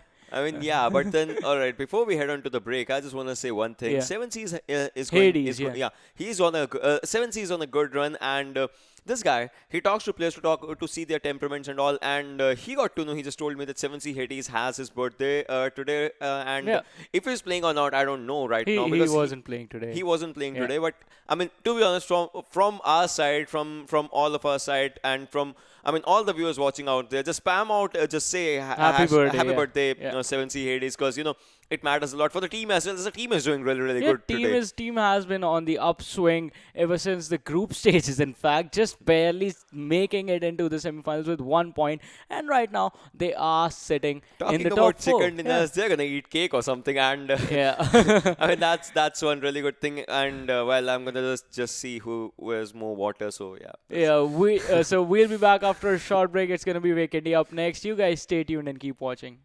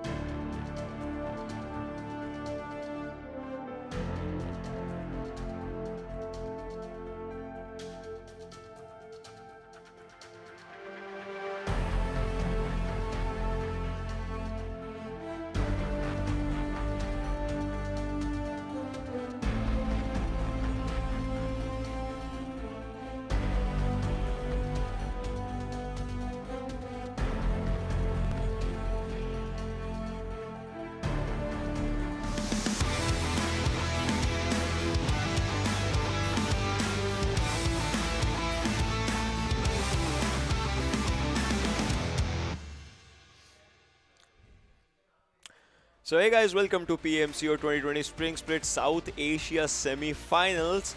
My name is Oshin Sharma and this is my beautiful friend, Krat's friend, Varun Super Johnny John. So how have you been feeling after the first two games, my buddy? Yeah, first two games have been pretty intense, and especially for PN Gaming, taking two chicken dinners for themselves, but moving on to the third one is going to be pretty unpredictable. This is going to be Vikendi being played now, because we are switching between Vikendi and Miramar on alternate days, and we had Miramar yesterday. Today is going to be Vikendi, tomorrow is going to be Miramar again. And talking about Miramar, there is one team that's going to be playing tomorrow, TDP, with on top the man who always wreaks havoc. Last time not working out for him, so we still have to wait and see what's going to happen tomorrow. But once again, talking about today, A and C are going head to head, and teams from Group A are going to look to establish themselves quite strongly in where they stand. INES not being able to do that, just 1 point from the last two games, 1 point per game, 2 points being earned in total for today. I mean, and that is one place where they actually lagged, and PN Gaming just took up a start. 172 for that team, 156 for the second team. So that's quite a bit of, a point gap that they just managed to put out there. And with that point gap, I think there's no stopping PN Gaming. If INES goes with the same pace, and if PN Gaming just goes with the same pace, I think that will be the first team to head on to 200 mark today. If not today, then for sure tomorrow, because they have games left for them. Yeah, and that is going to be about the teams on the top. But what about teams that are barely sitting at the 16th position, somewhere around there? I can only speculate for now before tomorrow that by tomorrow, I think the cutoff for making it into the top 16 is going to be somewhere around 100, 105. And teams have to pretty much secure those points. But right now, let's have a look at the top 5 kill leaders and see who they are. I'm pretty sure Brave is going to be there. Yeah. Yes, the man The team gets 1 point, but still he gets kills. The man has been sitting on 34. The difference between him and the second position, that is one thing we need to talk about. It's big. It's once again 11 for some reason. Like 11 is out there. it's once again 11, 23 kills for PN Mafia Ninja, 4399 damage stats for him. Wolf 69 is out there on 21. And Rivals Noobs is also on 21, but the difference is between the damage is 3952 and 3306 coming out for 69 and Rivals Noob. T2 Ishari is out there with 20 kills and 3973 damage stats for himself. But moving on to the next 5, we have Rising Nepal Sonam on the 6th position, 20 kills, 3798 damage and 21 minutes survival time. Hype Dalion is going to take 7th position, 19 kills, 36 damage. Moving on to 8, it's going to be Team Xtreme's Demon, 18 kills on him, PN Afsec and Rival Slayer all sitting on 18 kills, but the damage for these guys actually changes. The survival times are quite close to the 20-minute mark for all of them. Slayer being the one with the lower one, 19 minute 32 second on him. Yeah, I mean, but the damage stats for TX Demon were incredible. With 18 kills, he has 4,300 damage. That's a lot of damage. Which is, you are considering the damage stats of a particular player or something. But we are in the game of unpredictability where nothing can be predicted out there, ladies and gentlemen. As Peshkova is one of those areas where you can go Cosmodrome if you want to. Port Vosto Cement Factory, Castle, Mount Kresnik, Goroka, Vihar. Vihar, Tobromesto, Villa. I don't know. So let's just do it once again. Yeah. I'll say Villa. I'll say Castle, and we have to see who gets the circle, because Ocean is leading in this Villa Castle race right now. It is 1-0, just because the first zone actually dropped on Villa. And okay, so we have to decide the rules. Is it going to be about the first zone, or is it going to be about the last circle being on Villa or Castle? It is going to be about the factor where I'm winning and you are not. So NHN has dropped down. And look at, oh my god, the circle. Yeah, we lose again. Circle. We both lost. Okay, whatever. But Cosmodrome is a good area. Trebno is a good area. Coal mines, Abawa, Port. I mean, they are all the areas where players can actually go. Port Vosto is one place where players are not going as of now. T2K making up their drop early in Cosmodrome. Let's see what happens. And this, I think this came out in season 2 or something, and this still looks so classy. The thing that the clothes that he was wearing, his outfit. Yeah. It still looks really classy. My favorite one was the season 3 kit that you would get when you reached the hazard jacket. Yeah. When you reached diamond on season 3. Which people say the mortal jacket. I have no idea about that one. But that was actually pretty. It looked intense. It was really good. And my favorite has always been the bunny mask thing, because that's what I wear, I don't know, Yeah, for some yeah. reason. And yeah, Bank once again making their drop. But look at one thing. Did you just see A1 Esports? A1 Esports has once again dropped single players, like in one position and the other. I don't know, for some reason. 1971 Science Show is trying to make his move, as they have to move 520 meters inside the circle as we are talking. So circle movements are kind of important right now. This is the third match, ladies and gentlemen, for today. Vikendi Group A versus C, as spring split semifinals are happening, and this is going to be an important one, as this decides each and every match. See, it decides the fate if the teams are gonna go up in front or not, and that's gonna be one of the things. Meanwhile, 1971 Ryan and Hype SK49 are fairly close to each other, but are they gonna be engaging in a fight right now? That's going to be kind of a bit of a question, as we are talking. As Bang LDT also spots a player, but is trying to move backwards, because that's kind of important right now. Yeah, that is definitely going to be important for their side. But right now, once again, talking about A1 esports, they have to be careful because going for splits does not always work out. But this time around, I think they're going to be pretty much happy about this, that they are not being contested. Because in the last two games, we have seen this with this team specifically, wherein no matter where they drop in the early stages, they are being contested really hard, and they end up losing players in the early stages. So this time on Weekendy, where anything can happen, the zone is not going to favor some teams, it's going to favor some. Water is going to be involved every single time.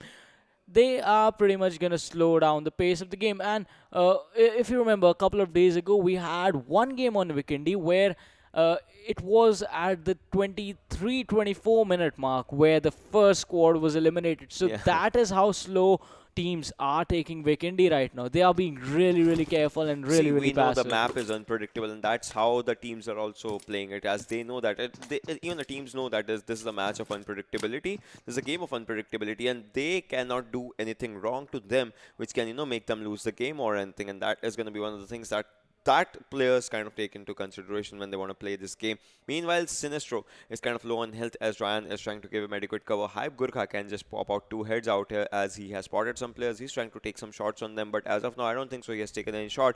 But then Sinistro 1971 can be in a bit of a trouble if Gurkha goes for it, but now the cover has arrived. So I don't think so Gurkha would like to take any fight or anything. Yeah, they definitely do not want to contest that action, but they drop one player to around 50% health, so gonna be pretty happy about it. Because if 1971 Gladiators now engage in combat with Hype, they are gonna be in trouble. We talk about this a lot. Early game fights, you have to make sure you have the healing utility. A man with a lot of healing utility is gonna be Ifti with those 7 first aid kits, 1 med kit, a lot of bandages on him. One thing he does not have a lot of is going to be painkillers and energy drink. But when you have that many first aid kits, who needs the energy drinks and painkillers, I guess? Yeah, I mean, that is one of the things. Like, if you kind of have all those stuff with you, then you can just make out the proper utilization of it. And meanwhile, if you see Bang Bika, like Bang squad is kind of away from each other, and so was A1 Esports, as you saw Kopshi on that drone view-ish thingy. I mean, he was out there away from his teammates, and that thing should not be happening for A1 Esports right now. I mean, they should be going all in. They should be playing YOLO, but then they should be playing it with the factor that they can create an impact. Everyone knows that A1 Esports has it in them. It's just they are kind of lacking in some skills for some reason. I don't know why, and that is one thing that they kind of need to focus on. Bang SS, on the other hand, once again just trying to figure out some loot, and Zabawa is this area where KS is out there, and the zone is gonna shrink as we are talking. And this zone, like it's a proper northern zone, so if the zone actually keeps on shrinking out there, we can see some shore fights as well. Yeah, those things are actually interesting, because when you're fighting on the shore, especially on Weekendy, that involves some cliffs as well on the northern side of the map. Teams are basically cornered. You can't fall back. There's water there. You'll die if you drop down in towards the water, because you won't be able to fight back. But talking about fighting back, Hype Gurkha is going to be spotted out from the players of 1971 Gladiators, but he just drives away.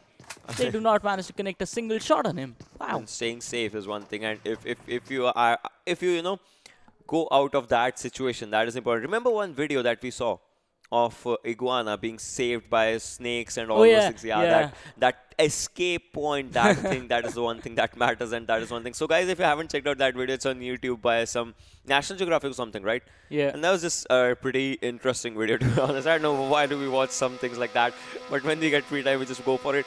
Meanwhile, talking about going for weird things, I mean not weird things, but talking about going for things, if you guys know some good web series, just keep on, just name them, because we are gonna go and watch or something. I know something like that is gonna happen. So yeah, that's one thing. Meanwhile, KS. Okay, one thing. See, KS is still in Zabava. They are still not faced by the teams movement that are happening right near next to them. And A1 Esports is trying to make out their move inside Zababa. Both of these teams are at a terrible situation right now if you're talking about the overall standings. Yeah. And talking about one thing, INES is making up a comeback out there as they take down R3D Season as well. So INES, do you think this can be their game?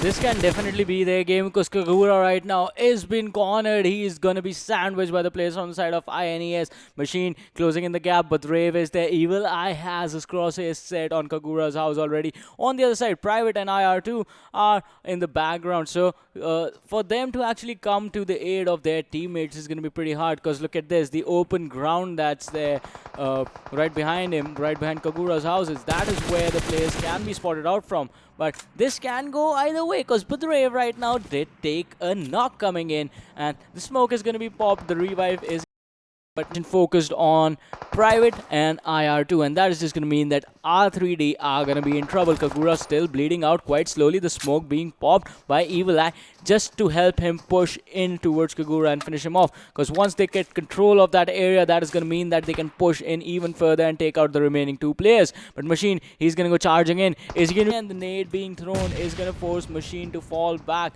on towards the other side of the house. But now, can he spot Kagura? Because Kagura is going to try and rotate out, but Machine, oh, it was Evil Eye who drops him. Now, that is just going to leave these players from the side of INES with all their attention focused on Private and IR2, and that is just going to mean that R3D are going to be in trouble. Kagura still bleeding out quite slowly, the smoke being popped by Evil Eye just to help him push in towards Kagura and finish him off, because once they get control of that area, that is going to mean that they can push in even further and take out the remaining two players. But Machine, he's going to go charging in. Is he going to be spotted out? I don't think so. He's going to... Oh, he is going to be spotted out. In fact, with a G36C on IR2, he's going to drop Machine, and Budrev is going to be in the similar position. If he gets spotted, he is going to be taken out as well, and that is going to mean INES go from winning the fight to losing it in a matter of seconds. On the other side, we do see Private coming in for the rotation for his teammate. I mean, look at this. The cover is arriving. Budrev is going for Machine's revival out there. Even last spots out one play, that was IR2, but then IR2 was really good with the G36. Spots out and takes down Evil Eye. Tier can give him a revive right now. Machine still not revived out here. Budrev is trying to go for a plan B, if I'm not wrong. And R3D, the team that was in a bad situation right now, is in a good situation. Hype SK49 has an 8-time scope with his M24. He's trying to pop out some hits. And IR2 gets spotted by Budrev and will not stop until and unless he finishes him. His M4 doing an incredible stuff out there. But his opponents are actually, trying to move right next to him, and the throwables are all coming in if they are. But then Tier, he should be reviving Evil Eye. What is he doing? But then I think the call has been given to Evil Eye to just stay out there.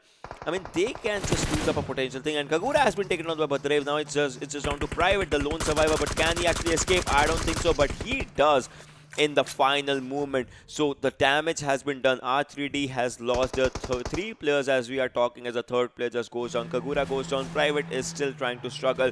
Kagura has been taken on in a fist fight.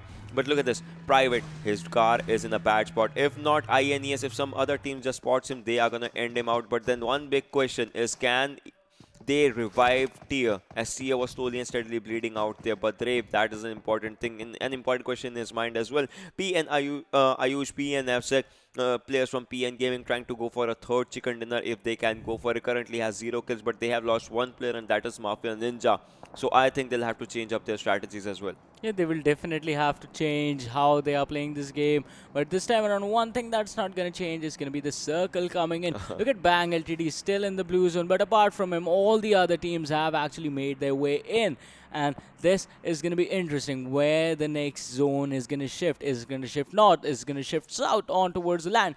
And being Vikendi, it has to be water, so the northern shift is gonna kick in once again. But since the teams were already in like clustered towards the center of the zone already, they are gonna be pretty much comfortable with that one. And Trevno on the southern side of Trevno is pretty much gonna be where teams are gonna look to rotate towards. Wolves is slowly moving their TXs already there.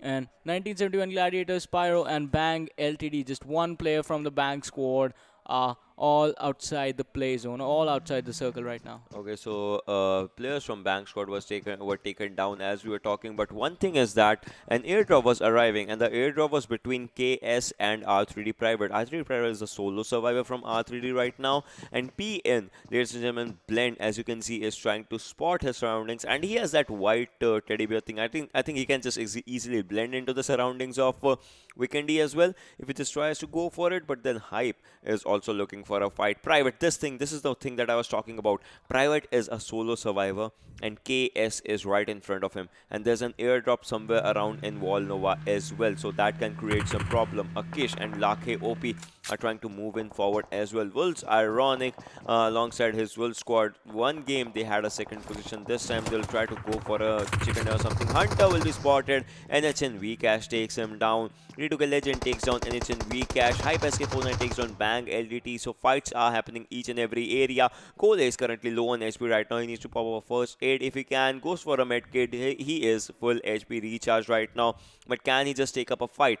As his player is also knocked. Now that player has also been taken up, but it is gonna be NHN versus Salty versus T2K if Salty joins the party. But so far it's NHN versus T2K. Both the teams had one of their players go down, but then both the players have been revived.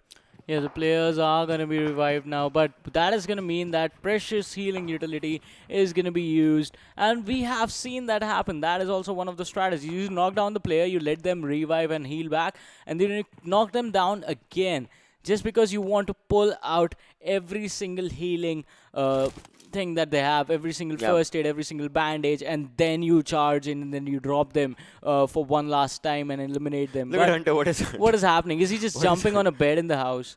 Oh, okay, that is what is happening out there. So we'll have to see what happens in all of this scenario. But I mean, all right, the match will be restarted. No, and doesn't matter. But I think the match has restarted, if anything. Yeah. That was just one of the observers. That was just like one thing happening, but then the match is ready. We are once again inside the match. I was like, hey, okay, we have a lot of observers. Does not matter if one disconnects. We are just gonna switch to another one. All right, that's how Mafia works. Yeah, exactly. But then T2K goes down as Anichan Gole goes for a headshot on him. We'll have to see how that happens as T2K is getting, shot once again from Anichan. The fight where we left off, that's where the fight once again starts off. So that's like one of the things. But then Hunter will be getting a revive as we are talking. T2K Shari and T2K Legend are out there for a front cover if NHN tries to push. But then one team that no one kind of knows out there is that is Salty squad. Like Salty can just barge in either of the teams and can help the other team get some kills as well. Yeah, that is one thing that Salty can do. But on the other side, they have to be careful as well, because Nepali Ho Ni, see, as you said, I think even Salty are thinking of that. Nima is on the edge of that ridge right in front of him, and he's trying to peek over it, trying to see if you could spot out the players from Nepali Ho Ni or T2K. Anyone trying to rotate so as to you can get information. All right, they are in this combat. Oh, R3D Devils. Private is going to be taken out, and they are going to be the first team eliminated. That was something that just happened out. I mean, no one kind of expected that. Not even that team expected that. But then, this is what unpredictability in PUBG also is all about, and especially in these kind of maps like Vikendi, when fights happen, they just happen. And INES machine goes down. Even I goes down. Salty AJ takes down Badrev as well. The guy is on a 1v3 clutch. I don't know. And Salty AJ takes down 3 players in an incredible 1v3 if that just happened, and Machine is low on HP right now. It's just one player from INES surviving, but for how long can he just survive, as Machine has also been taken down by Salty Xtreme. Salty Nima takes on Badrev. One player, Tier, is surviving. INES once again about to be eliminated on 15th spot. That is not looking good for them, and Salty has 3 kills. All these 3 kills coming in the hands of Salty AJ as he did an incredible stuff out here. But we'll have to see what happens as Xtreme is giving cover to Rusin for him to go up and loot in those areas. That seems like a really good strategy. But are they going to go for a bridge block or something in Vikendi? I mean, we haven't seen a bridge block in Vikendi, but there's always a first time, right? And we'll have to see if this thing just happens out here. But so far, Salty is looking really good in their fights, and bang! They are trying to take up a fight against NHN. I mean, they have spotted some vehicles out there. They have spotted some players out there. But have they spotted the fight? Because that is going to be an important one. And Rival Zivine takes on Salty Xtreme. Salty, the squad that was looking really good right now, is in a bad spot. Lake OP was spotted by Bang YCL, but still, he makes a move for his safer spot. And so far, Cosmodrome, as Cosmodrome is inside the circle, the teams that are actually out here, they can just relax for a bit. But Wolves, NHN, T2K, these squads are like fairly close to each other. If a fight happens, I think they'll have to take it up and they'll have to go for it. And Xtreme was taken down, yes, by Rivals' players.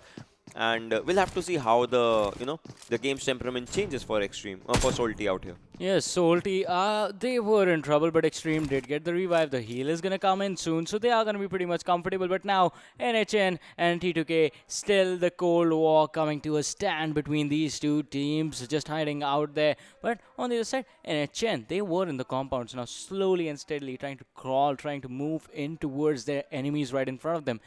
If they actually manage to make it in there, that could be a surprise for the side of T2K. But once again, remembering the other angle we were looking at this fight from, Salty is quite close to these guys now, closer than ever before, and Wolves is right next to them as well. So this area of Cosmodrome this could be the battleground of all these teams. There's going to be a war amongst all of them at any given second, because now everyone is inside the circle, and Wolves, they have caught a sight of the players of NHN. The shots being fired from 6-9, everything's going to miss. But now T2K, they are joining in on NHN as well.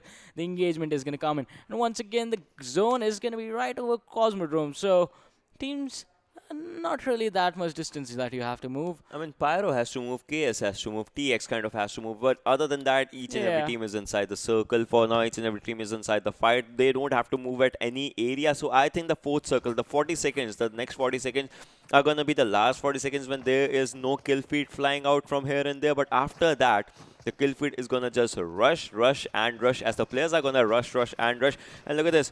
So the cast were punctured, but still they were just trying to make the maximum utilization out of it. And PNF's like, he's just trying. What is he trying to do? He's trying to get the third person and try and peek over on the other side of the rocks that are there on the ridge, trying to see if he can spot out the players. Because I think, okay, this is just going to be speculation. I think he saw someone from Hype running. Like, okay, what is this? Left, right, left, right, left. Okay, so he's not there on the camera anymore. But then that was kind of something. Yeah. And INES, okay, he's once again on the camera. Go for it. Left, right, okay. He's done peeking. He's done making joke of me. Okay, that's okay. No, there was another peek coming in from another angle. Yeah. Yeah, but still, Hype SK49, like Hype can actually spot some. 7 CRU takes on KS Mehraj with a car blast or something. That would have been pretty bad for the players. I mean, yeah, it's one thing.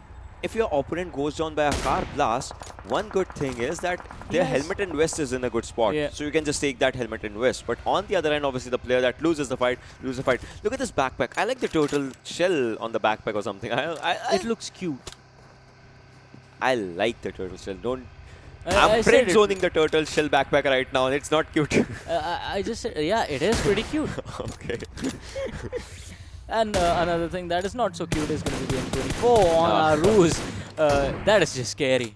That is scary. Obviously, M24 are going to pop it. And what's even more scary is the AWM right in front of you guys alongside an adrenaline syringe, level 3 helmet vest and backpack out there. But we'll have to see what happens as... See, 7Cs is still inside. It's kind of like 10 meters, but still they are kind of inside the circle. Like the circle is still not moving anywhere. But the major factor is when the circle does that. 7C Mask KYT goes for a spray and KS Sanhok takes the damage in his hands. Reed is kind of outside the zone. He's taking the zone damage, but one shot on him and okay, Stranger goes on her. I thought it was a ruse. Yeah. But now they can steal the kill. Yeah, A1 Esports is capitalizing on this entire situation. But now 7C, they are going to be aware that A1 Esports is quite close as well.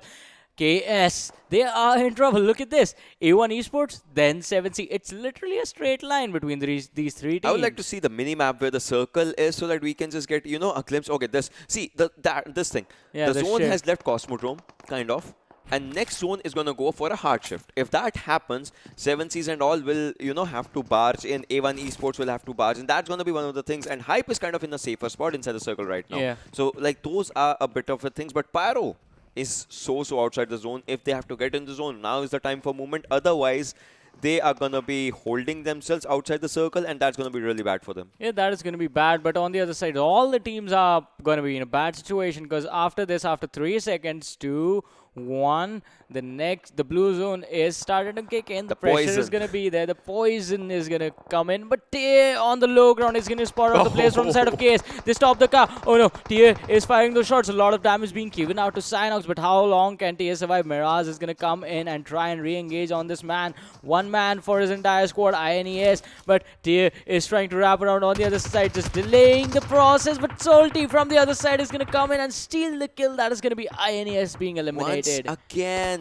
INES goes out on first position. As I said, Team Pyro should have been moving at that position. They did not do that. They got eliminated as NHN engages in the fight. Salty Xtreme moving from one direction, AJ from the other actually. But Xtreme goes down. Rusin is coming out 2 versus 2 play out, ladies and gentlemen. As KS is looking up for a fight. We'll have to see what happens in that fight of KS versus Salty. As Salty, AJ is looking up for a fight and Reed spots him, but Reed goes good. And I think a big squad, a big name is being wiped out as Rusin is just out there on 1 HP inside the circle. 1 HP for him. If he spots him and wipes out all of the Salty squad. 4 kills for KS. KS is looking incredibly good right now in their fight as they eliminate a big name. Meanwhile, Rivals Divine goes down by a Molotov in the fight as well. So that is also a fight that is happening in some place. Playzone takes on KS Reed. Obviously, he was low on HP right now. It was just revived. Rivals Divine is down by T2 KS players. But will Rivals be able to take this fight in their hands as the circle is going to shift? KS Reed bleeding outside the circle. One incredible thing is, Salty will not be getting the kill of KS as he got revived and of Reed as he got revived. T2 Ashari actually finishes Rivals Divine as we were talking. So that's a good mind strategy. You revive your player. Like I said, the zone is going to shift. And that is going to be one of the things that 7Cs will have to make up a move. A1 Esports will have to make a move. PN Gaming, once again, just 3 players, but still in a safer spot. Okay, all they need to do is survive and chicken is theirs. Once again, Erangel fight happened in the open. Sanhok happened in the open. Vikendi is going to happen in the open as well. The drop with the M2409 is going to come in. And PN, they are engaging in combat. They are quite close to that one, aren't they? PN Gaming, imagine if they have a 100-bullet gun like that. Is gonna last circle in the open, you have teams closing in. Yeah, that is gonna be something. Hype SK49 takes on A1 Esports' Stranger and TX once again trying to make up their covers. They have 3 guns for themselves. Sinister goes on, Kapshi goes on by Rivals as well, and Rivals Trigger is trying to steal all the kills. And I think they are doing that in a really good, in an incredible manner. As Dante also goes down, Rivals Trigger gets his kill, steals it from Hype Squad. That was a pretty good engagement that they just did out there. But right now the major factor is just 18 seconds and they have to get inside the circle as well. So does T2K. The airdrop has been looted by someone, to be honest. This is the 4th airdrop. This is not the AWM airdrop. Oh yeah, this is the one that came previously. The previous one. Yeah, and so M249 airdrop, we'll have to see who actually loots it. Exactly, but even the AWM is pretty scary if you actually manage to connect those shots on the other side. Oh, they can spot the players and upgrade. Oh, that was incredible as TX Viper goes down by Science Show's M16 and Science Show's Molotov takes down TX Niku as well. So players are falling short. Demon, look at him. Look at Demon. No one actually spots him out there. Demon, why are you not shooting him? Why are you not shooting him? Oh, he shoots it. That was something. Like, you... What happened? What was that? Wait a second. Why was Sidestone not shooting at Demon? He was right in front of them. That was such a big misplay. But Nightwing now, he is in a lot of trouble. He is gonna go down so low. Demon was knocked out. A grenade comes in from Nightwing, and the players that were just revived was TX Viper. He goes on. High Prototype goes on by PNF. Second, 1971 is moving forward down. This is the time that they won't be making any mistakes. As Science Show, he is kind of down right now. He's dead. His trade has been made, but then Niku, he can spot Ryan, but Ryan has spotted Niku. I think he's trying to go for some sprays inside the circle, inside the smoke, and Niku is low on HP right now, but Niku will be spotted by Ryan. Takes him down incredibly easily. Kazi also goes goes down. Viper low on HP. Will he actually sting or not? That is a big question, as Viper is just out there. He is lying down, but it's just one player. But the third party comes in as PN goes for the fight against Rival, and NHN Gole goes against TX, and Team Xtreme gets eliminated as TX Demon. TX Demon took down Nightwing, but then there was Nightwing takes down TX Viper and eliminates all of the squad. But right now the major factor is the team is inside the edge of the circle. They have to get inside the circle, as well as the circle still favors PN Gaming. They are still in the circle. How did they read this unpredictable mess that is Vikendi's circle? They just did it in an incredible way.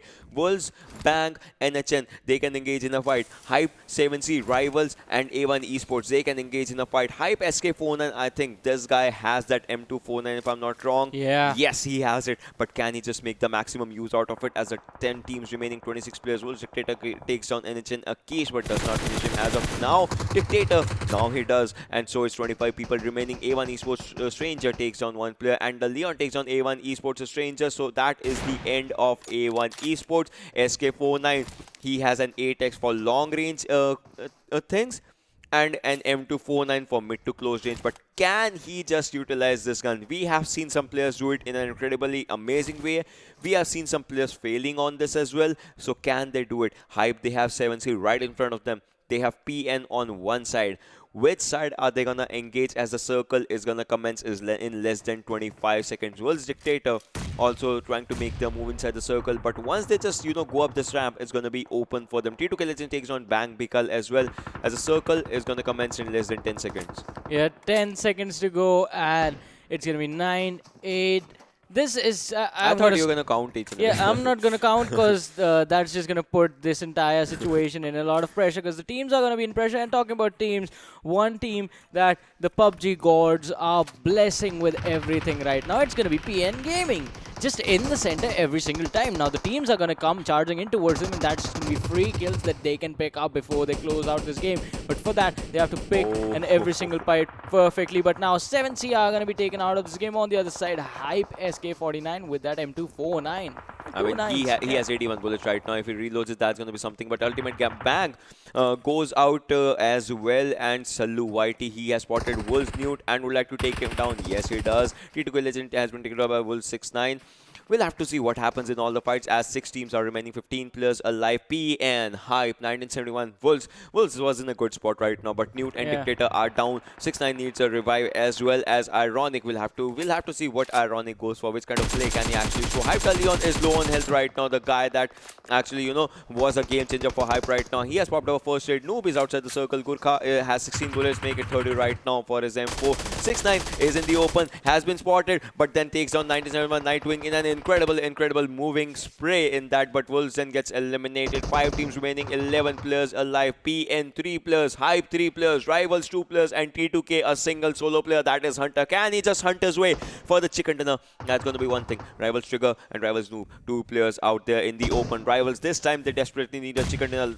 Previous time they kind of did not. Noob goes down and takes on 2 players with just 1 grenade. This time has a Molotov. SK49 is giving up a revive, but will that be enough? T2K goes down, 4 teams remaining. Noob was spotted from the other direction. He'll have to take TPP out here in this area, as PN Gaming is also ready for a fight. Is popping up a first hit. Will that be enough, or will SK49 go with his M249 or not? That is going to be one thing, as PN Gaming is still inside the circle right now. How are they doing this?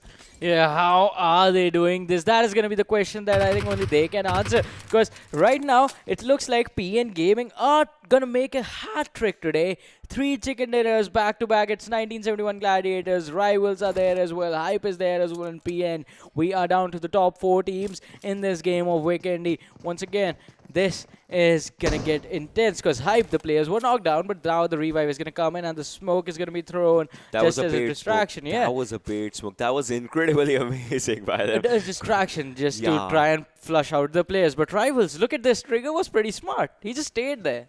Rivals Noob, he knows that the players are out there. He can actually try and go for it, but out here in that reload is going to cost him. Noob goes down, and so does Gurkha. YT as Play Zone does the damage. Play Zone does it work.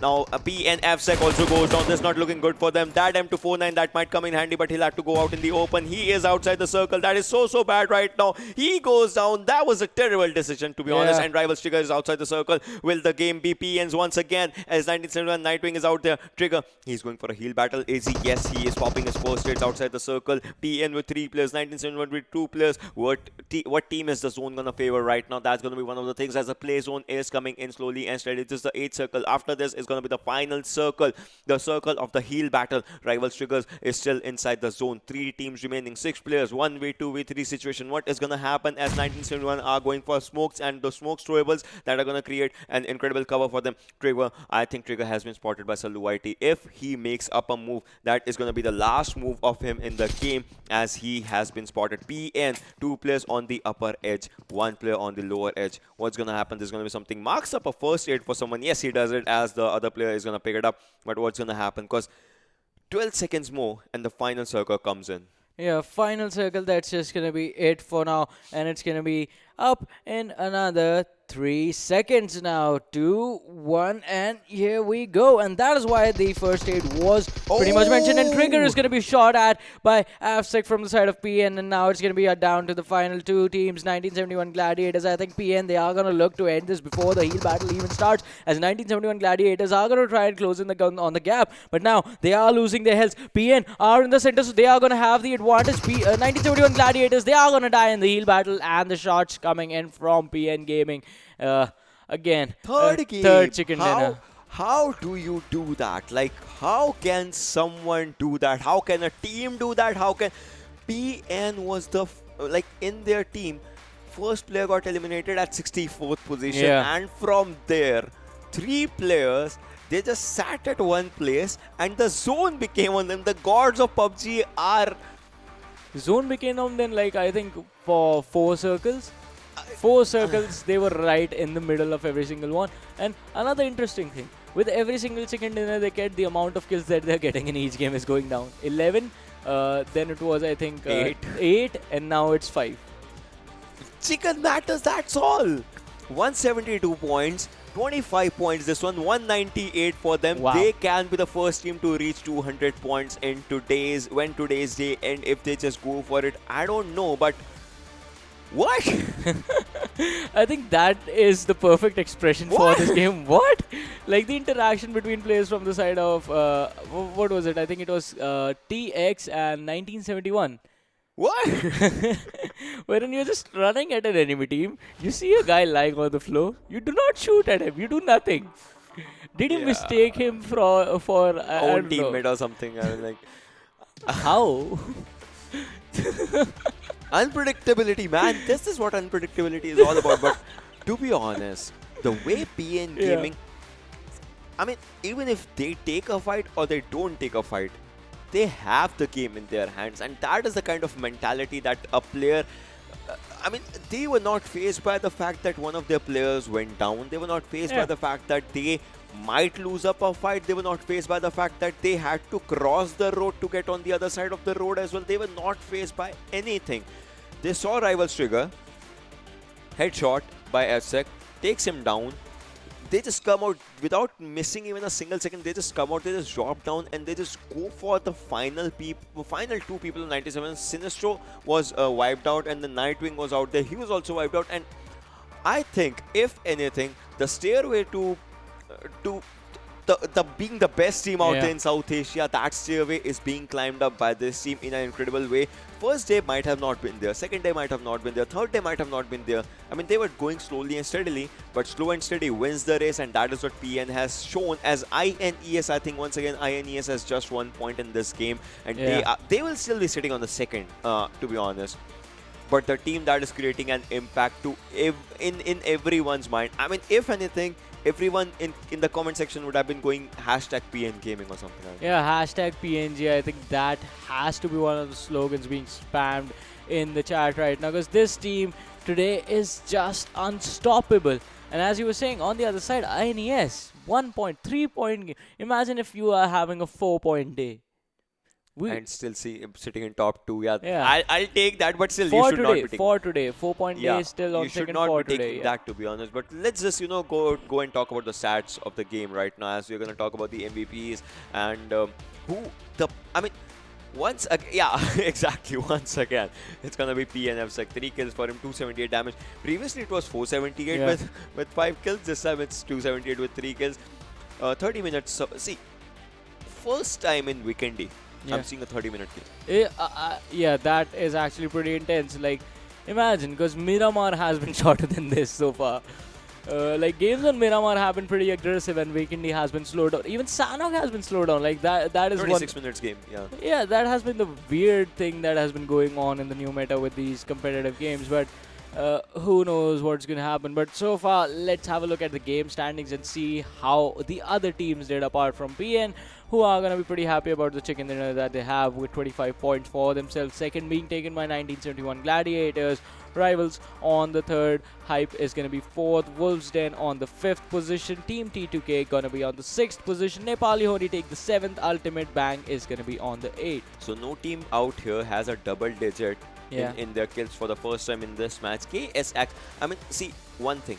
The teams that are in the bottom table also have a good dominating number. I mean, the teams that have just made an impact. INES, okay, they have 4 points in this one. Points. Team Xtreme has 4 points. Solti has 6 and KS has 6. But the teams, see, all those names have 1-1-1-1 placement points. Yeah.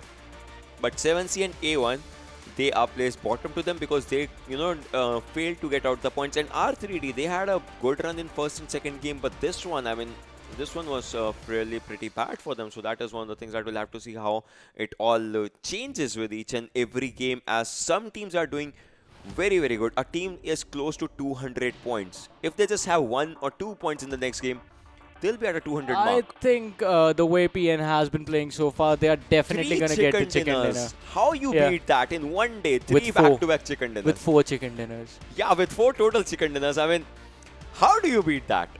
I just said it. I just said it. You beat it with 4 chicken dinners. Yeah. Yeah. That could actually happen with the way PN Gaming has been playing so far. But apart from that, let's have a look at the top 5 players for the last game and see where the players are. PN Avsik is going to be on the first position, 5 kills for himself. T2K Hunter taking the second, 4 kills. Rivals Noob is going to be on the third with 3 kills. Salty AJ stepping it up, 3 kills on him as well. And Salty Nima is going to be on the fifth with 3 kills. I mean, that is pretty good. 5, 4 and 3 for all. And Salty squad has stepped up the game. I mean, the squad has 6 kills. And out of those 6, 3 for him, 3 for him. That's kind of a good thing, I mean, if anything. Yeah, that was pretty intense. But now, moving on, we have to see, because next game is going to be on Erangel. Could it be just like the last Erangel that we saw? And PN Gaming, are they going to be the next Rising Nepal? As in, you start a day with a chicken dinner, you end the day with chicken dinner. But they are going to be better than Rising Nepal, as in, because they got the 2 chicken dinners in the middle as well. Moving on, let's have a look at the overall standing and see where the point difference lies between the first and the second position. Because PN Gaming 197 points on them. Oh boy, that is just a big lead that they have right now. Rivals X on second with still 0 chicken dinners for them, Wow. but still they are out. Their INES is on third. I mean, that is a big change. Rising Nepal is on 6th right now. From 3rd position, they have jumped a lot. 7C is on 4th. Xtreme is on 5th. Deadeyes Guys is on 7th right now. And Team Hype, once again, see, Team Hype is juggling in 8th and 9th, 8th and 9th Yeah. each and every game. At least they are in the top 16. So that is one thing that they are going to be happy about. But moving on to the next state, let's see which teams are not going to be comfortable. Because here is where your heartbeat starts to get a little bit fast. Now, it is going to be Nepali Ho Ni on the 9th. 1971 Gladiators on the 10th. R3D Devils, they take the 11th spot. Wolves Den, they take the 12th spot.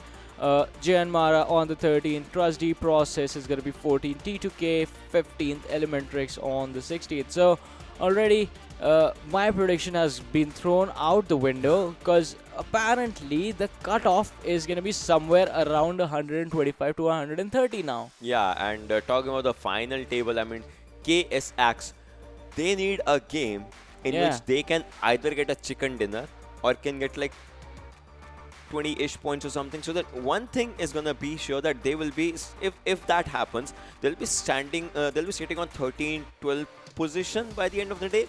And that thing can, just keep them in a good spot right now. But A1 Esports, they kind of need like a 40-point game or something, which is kind of impossible at that position. But then let's just go for the INES and Rivals, as Rivals has 0 chicken dinners. Yeah. And INES is still standing on those some of the chicken numbers. 69 kills for Rivals, 67 for INES. The damage amount of INES is pretty good if you're comparing both of the things. But then the healings. I mean, see, if you're going for good damage, you kind of need to go for good healing stuff as well. 8,567 for INES and 6,692 for Rivals X. And headshots, yeah, that's one thing. But the difference that comes is with those 160 points, INES is sitting with two chicken dinners. Yeah. And Rivals has none. So Rivals just being a little bit more consistent with their play style and making sure that they are making it into the top 5 every single game that they play. On the other side, INES, the last thing that has happened with them was the fact that today has just not been their day. In the last game, for today, I think the last game they played on Vikendi was their best one, wherein they got 4 points. And this is the team that is doing incredibly well. Like INES is on second. TN is on first, obviously PNG, 64, 67 for the teams respectively, 4,000. Look at the healing amount that PNG has had. 4,000, that's all. This is what I was saying about their playstyle. They like to be passive, they like to avoid unnecessary conflicts. Zone priority is always going to be first for them, and that is why this team has been consistent with their performance. Because you don't fight, you don't heal, you don't risk the chance of your teammate dying. Yeah, and that, at the end matters. So this has been a pretty good run, but then the next game that's going to happen is going to be one final game that is going to decide fate of quite a few teams. Yeah. One final Erangel is going to come in right in front of you guys, but all that and much more action right after a short break. Stay tuned.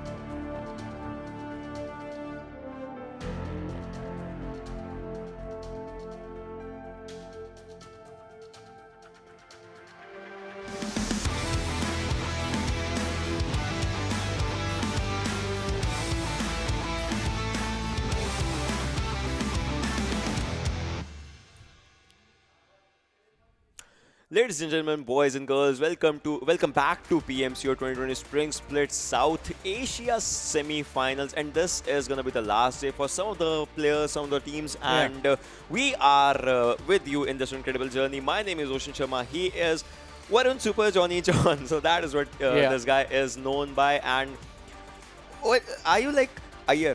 Subramaniam Iyer, like that meme? Sort of.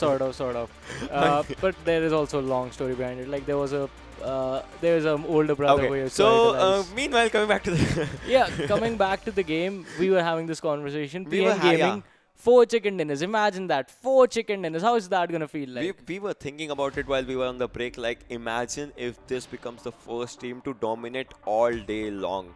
Like, first match, they had all 4 players alive. Second match, had all 4 players alive. Third match, 3 players, no issues. It's just for them.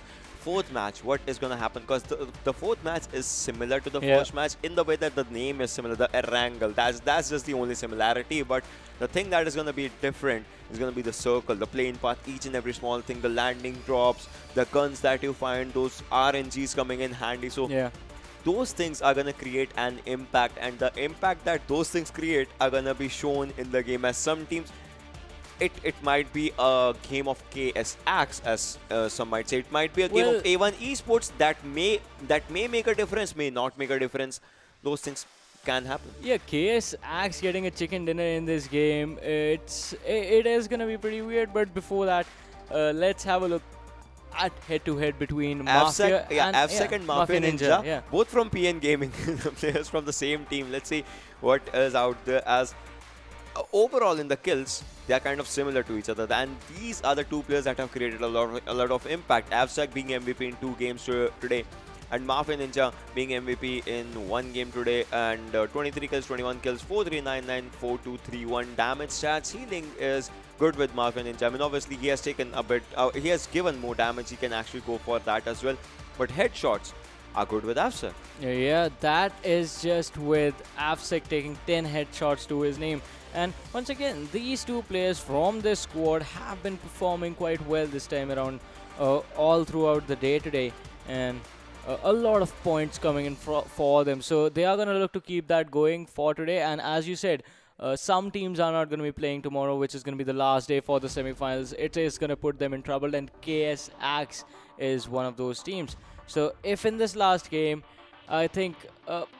I don't think so. I think, as you said earlier before the break, 40-point play, that is close to A1. If they go for something like that, they can end up on 16th or 15th spot. But still, tomorrow the teams are gonna come and play, and they are gonna start climbing. Yeah, again. but that 16th or 15th spot, that is gonna create a lot of difference for the team. But yeah, as the other teams are gonna come, they'll be shifting down. So KS is a team that is on 17th. They need those points in a good way, but then they should not be falling out of that ladder. They should be having that much points, which does not make them be pushed out tomorrow. That thing should not be happening at any cost, to be honest.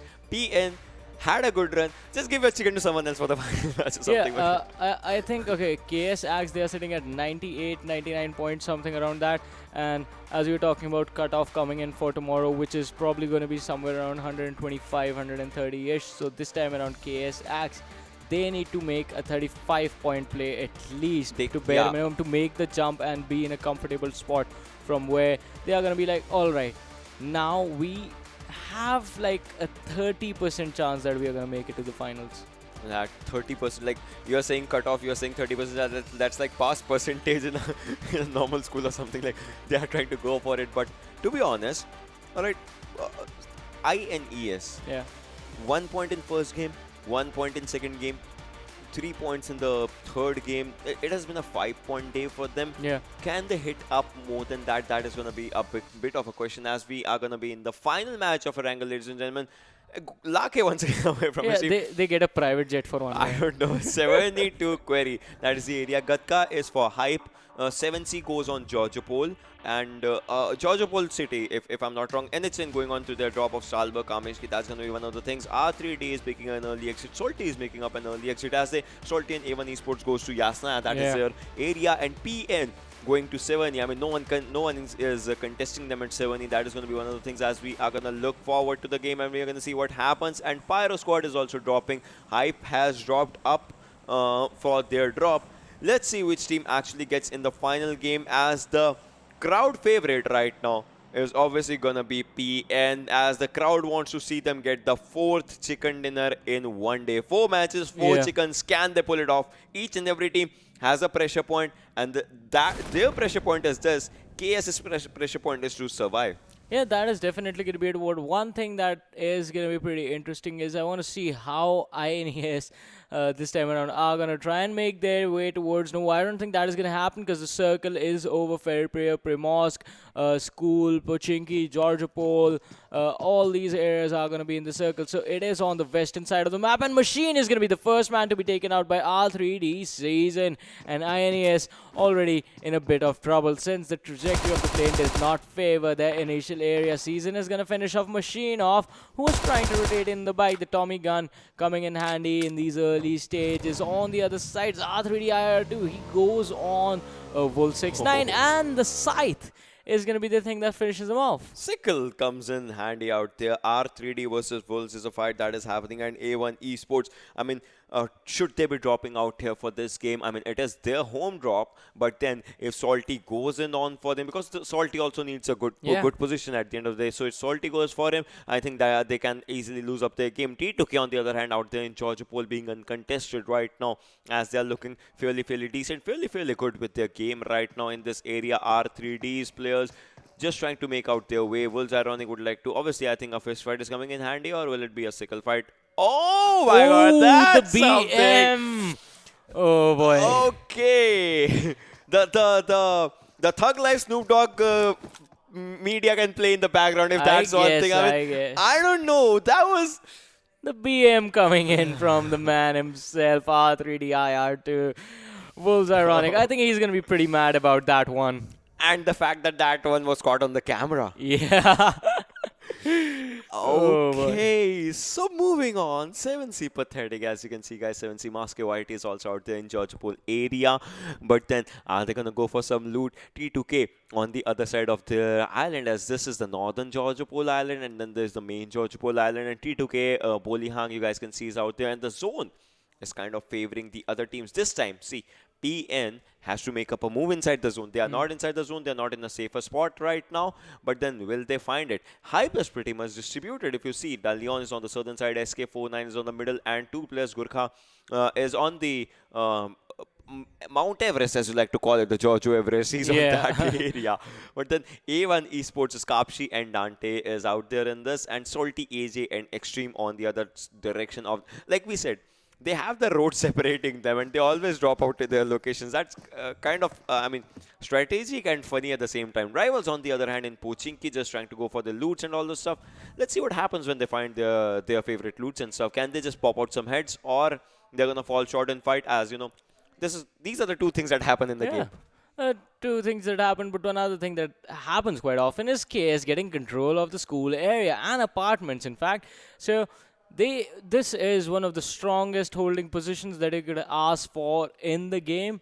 But once again, not really favoring them all this time around, just because, they get control of the school, but the circle is never there. Yeah, I mean, that's like one of the bad things about them. Like, it can sometimes favor them, but then it all depends on how you want to rotate, how you want to, come out of those areas and all those stuff. That's going to be one of the things. Wolves Newt and Dictator are on inside that, the houses that separate Rozhok and the other island, they are out there, and 1971 Ryan and Sinestro are out there in Primorsk. I mean, Primorsk is kind of an area where people usually don't go that much, but then if they are going for it, I think they are going for a good loot as well, as being uncontested, and the zone kicks in slowly and steadily. The zone is coming, and we'll have to see which teams make up an early move into the zone. As NHN is on that Stalber area, they'll kind of have to travel a lot when they have to make out their move into the zone as well. And Pyro is fairly close to a team. I think Pyro is going to be the one that is going to be engaged in an early fight, as team number 10, that is KS. KS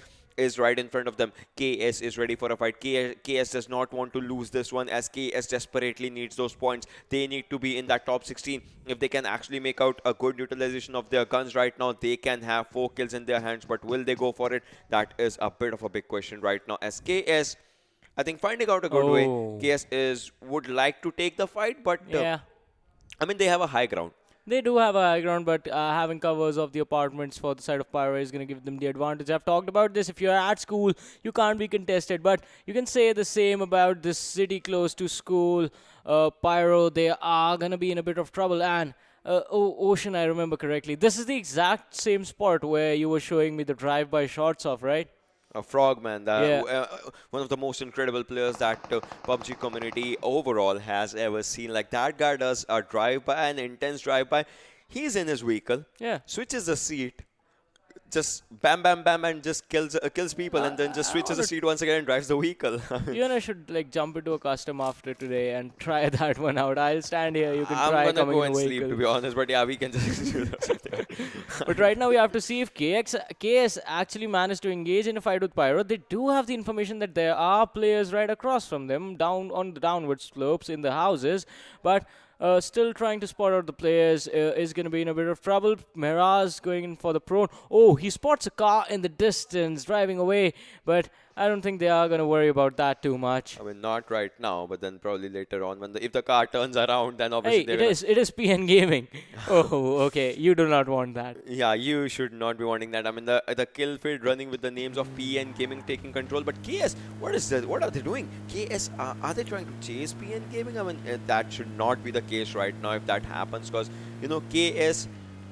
PN Gaming needs a way to show that they are the lone survivors, the lone kings out there, and KS kind of needs those points. So that is going to be one of the things. Rivals, once again, on your screen, ladies and gentlemen, are out there in that Pochinki area. Slayer, Noob Trigger, still surviving out in the Pochinki apartments, church, and all those things. So we'll have to see what happens. And so far, 61 people are living out here with 16 teams still playing. Wolfsden, 2 players are not there, as they lost 2 players. INES lost 1 player, and that's kind of a weird thing, as INES also needs those points. I mean, they don't need much points because they are sitting on the second. Like, now they are on 4th, right? But still, they kind of need those points and all those things. Meanwhile, the circle is still favoring 1971, Phil still favoring Bang, still favoring 7C. NHN is making a late move, but they will be contested by Wolves on the side if that happens. And Hype is trying to spot and take some shots on PN, if I'm not wrong. And R3D on the screen, ladies and gentlemen, trying to take some shots on KS. And KS just moves to safety for now.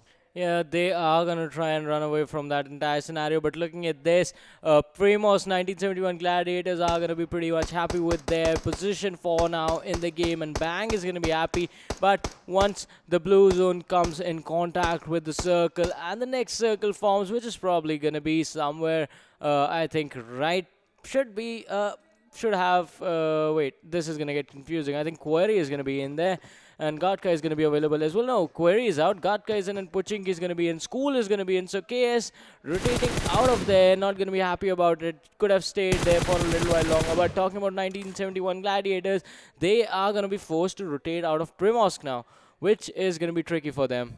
I mean, for now, this is going to be like one of those things, like how you trick or treat yourself with a chicken dinner, or maybe kills in the fights. And Bang, they have started rotating inside the circle. As the second circle is going to commence in less than a minute right now, and that is going to be changing each and everything. R3D, the players are still trying to spot some players, and if they spot, I think that's going to be KS. The players that they're going to spot. T2K. In these two compounds near ruins and Everest of Georgopol. So they have 3 vehicles for themselves, pretty good. They have 2 houses for themselves, pretty good. They are inside the circle, pretty good. I mean, all the check boxes are being checked right now, so they can just stay here for a while if they don't want to engage in a fight right now. 30 more seconds, and R3D kind of will have to make a move inside the circle, as well as the circle is gonna commence in a while as well. 20 seconds as of now. Salty squad is also in a good situation right now. Yeah, that is going to be definitely a good position for them to hold for now, since the next circle is going to take a while to close in. But on the other side, INES already losing machine from there. Now they are going to be pretty much playing this game on a slower pace. But now T2K, they are being surrounded. Nepali Ho Ni at a distance, Salty at a distance.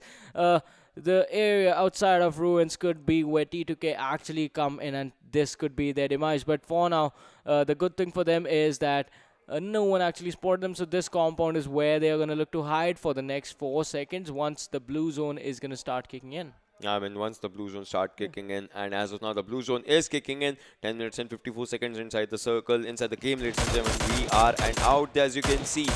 Mafia Ninja was going really good with his Mini 14, trying to pop out the tires out there so that the movement can be stopped from the opponents. That is the ultimate bang, and each and every team out here. But PN is the one that is still looking for a fight. I mean, they just spotted out some players. They were going for the mental breakdown, and Pyro Kikas takes on R3D Private 7. So R3D once again looking in a bad spot out here. R3D was on the upper edge, but then Pyro holding out their mark. They are ready for it. IR2 has spotted some players, but he has been spotted as well, as 32 damage comes on him. He is down to 68 HP right now. 7C Demon OP was out there, but Pyromyth, no one knows his location. If R3D is taking the fight that is right adjacent to them, then Myth and Yama can take the long range fight and can easily pop out some heads. And talking about popping out some hits, this gun is a versatile gun. It can go for DMR as a DMR use as well. MK14, it can go for auto use as well. R3D Kagura is moving in forward to his players, and I think they are gonna just leave this area and just move away. See, this is how the gameplay has changed right now. This is how the slow game the game is, because for some teams, this is a do and die situation. Exactly. One of those teams is going to be KSX, who are going to be coming in contact with TX, Team Xtreme, that is. But now, once again, the blue zone in a few seconds is going to make contact with the circle, and we will have to see where the next shift is. Who's going to be in trouble? Who's going to be safe? Who's going to be fighting for survival? And once again, it's right in the middle. Pochinki players are just getting lucky this time around. Rivals, bang, PN once again predicting the circle just like the last game. 1971 Gladiators, they are going to be happy. But two teams that are not going to be happy is going to be KS and TX. Because those two were fighting on the other side. But Brave from the side of INES, he's going to be knocked down. R3D, they have their crosshairs set on the mat. This is going to be a 3 versus 4 fight. Because INES did lose one play as soon as the game started. And now R3D Kagura was finished off by INES players, but now IR2 and his lads, Evil Eye, where are you fighting? No one's there. Okay, IR2, he just gave away his position with that UMP shots being fired, but on the other side, Evil Eye coming with the revive for his teammates. They are going to dodge out. The smoke was there, so the wraparound is going to come in for the players. The nade being chunked in. Can it dish out some damage? Drop some of the players low, but IR2 and Private still trying to fight over the short ridges on the ground. One other nade comes in. Private takes some damage. Is going to be dropping to 70% health, but on the other side, Season is there preparing the flank. INES. Oh, Tier was taken down by Season with that VSS. This is going to be a 2 versus 3 situation. IR2 Private and Season versus Evil Eye and Badrave. Badrave is the kill leader right now, sitting at 34 kills for himself. Can he rack up 3 more? Oh, the Ridge fight coming in. This has been slowed down once again, but the peaks, they have to be on point, because if you pop your head at the wrong second, the other person could pop it. That is totally true. Bang YCL goes down by PN. Ayush PN Gaming coming inside the fight as well. But Brave is trying to pop some heads as well. IR2 is low on HP right now. One grenade or one triple can change everything. But Brave is solo survivor. Season is on 1 HP. If he gets spotted, that's going to be so bad right now. But Brave is on 50 HP right now. A guy who is a kill leader. He has a lot on his shoulders right now. Can he just make the proper utilization as Season goes down? And INES, he's going for a good thing. But Pyro comes in from behind, takes on Private, so R3D is stuck in a situation that is known as a sandwich, and let's see who enjoys this sandwich much more, as Season is bleeding out. IR2 low on health. That smoke's gonna help him, but for how long, as Yama ES is trying to pop out some players. Season will go down as well out here, and yes, he goes down as Yama ES takes up the kill in his hands. But the major factor is INES still survives to see another day right now. Yeah, INES, they are going to be happy. But once again, the fight with R3D is still happening. On the other side, Pyro can capitalize with the situation. So they are going to be happy for the next couple of seconds, I guess. Unless Pyro actually starts to rush. And on the other side, one team that's going to be happy, it's going to be the side of Wolves. Ruins. Ruins just proving like as being one of the most ignored areas. And, oh, okay, what just happened? Oh my God, what just happened out there? That was something. They just, yeah, was that a suicide squad? I think so. They just drove their own car in and Oh, denied the points to the enemy teams. that was Like, we incredible. still Like, had a lot of time to go. There is still, like, we are only 15 minutes in, 15 teams. Why would you, like, go for this, like, kill yourself play, I basically, mean, right now? it does not want to give even a single point to the team. That's like one of the things as they were being contested. But now INES is being contested by Pyro as they are coming out there. A1 ES Stranger takes on 7C. Aru's out there. Yama is moving forward. He knows that Badrev is out there. He's just trying to spot them. Badrev is right in front of two players. 7C Pathetic takes on A1 Esports. There is going to be really bad. Tier has been spotted. 17 damage done to him. He is down to 73 HP right now. But then the grenade comes in on Badrev, takes him down. Oh my God, the kill leader has been taken down, and Tier is still the lone survivor. Incredible grenade by Yama, obviously doing up the maximum damage, and INES will be left just by one player out here as Badrev cannot be saved. Look at Pyro's movement. Incredible, incredible, and just incredible. They are creating havoc out here. 2 kills for their hands. Will be making it 3 as INES's Badrev will be taken down. A1 Esports Dante, bad rotation, bad movement as Pathetic can spot him. If Pathetic does, that's going to be the end game, but Pathetic does not choose to shoot out there. But then 2 more players from A1 Esports are coming in, and NHN's players are going down as Gurkha Whitey with his Mini 14 takes down the head of one player. No doubt he'll be getting a revive right now. Yeah, but Pyro on the other side actually collapsed in on INES, and Badrev was taken down. Yeah. Oh boy. Badrev just was taken down, and that just leaves Tier, and Tier, look at Tier's HP. He's the lone survivor. Tier is down there with 10 HP surviving, and I think that will be the end of INES as we were talking, as one more squad goes down. Rivals X also goes down, okay? So that's something, and A1 Esports' Kapshi falls on the demise of his own vehicle, and look at this. For the first time, PN Gaming is in the open and they don't have a house for their cover. Hype Gurkha, he knows that the Pyro has moved right forward to front of him, and a Yama was so low out there in that HP. A1 Esports' Dante goes on by 7C Pathetic. I think this can be the end of A1 Esports as well. That's going to be, if that happens, that's going to be really bad. But just one player from A1 Esports is surviving. 2 players, Sinister and Stranger, are surviving. Demon OP is moving forward. Mask is moving forward. Pathetic, no one actually knows that Pathetic is behind them. Salty Nima goes on by Team Xtreme, and Pathetic is moving forward. That is going to be really bad as Sinister is not ready for him, and neither is Stranger. Pathetic can change the game for A1 Esports. Spots one player, I think, is going to take the shots, but then Stranger goes for him. Stranger shots him, but then Stranger goes down. It's just Sinister in that smoke cloud. What's going to happen as Stranger will be left out there? T2K also gets eliminated out there, and Stranger gets finished, but Sinister, the smoke has left his way. Sinister can spot each and every one, but chooses to run. Won't be able to do that. A1 Esports make their exit with just 1 kill. Yeah, A1 Esports, this has definitely not been their day so far. On the other side, another team that we want to talk about is going to be Hype and Pyro right now in the compounds, in the houses right next to each other, are going to engage in combat. And Ocean, a couple of seconds ago, you said for the first time PN Gaming are out in the open outside the circle. Yeah. But I don't think they plan to do that for so long. They are in the circle right now, and we have to see the next one. Yeah. They're in the outside area without any house or something. And now the house in the center is the one that is uncontested. Will PN make a move for that? Will 1971 make a move for that? Will NHN make a move for that? The 4th airdrop has an AUG in its presence right now. We'll have to see which team actually takes it. As Hype is trying to go forward, they are ready for a fight against Pyro. Matthias is low on HP, and there comes a person who actually takes 1 player down, and this is going to be really bad as Pyro's 2 players, they have been falling down right now. Kickass has been taken down, and I think Pyro within just 1 second by Hype the Leon. They just went full on TDM in there.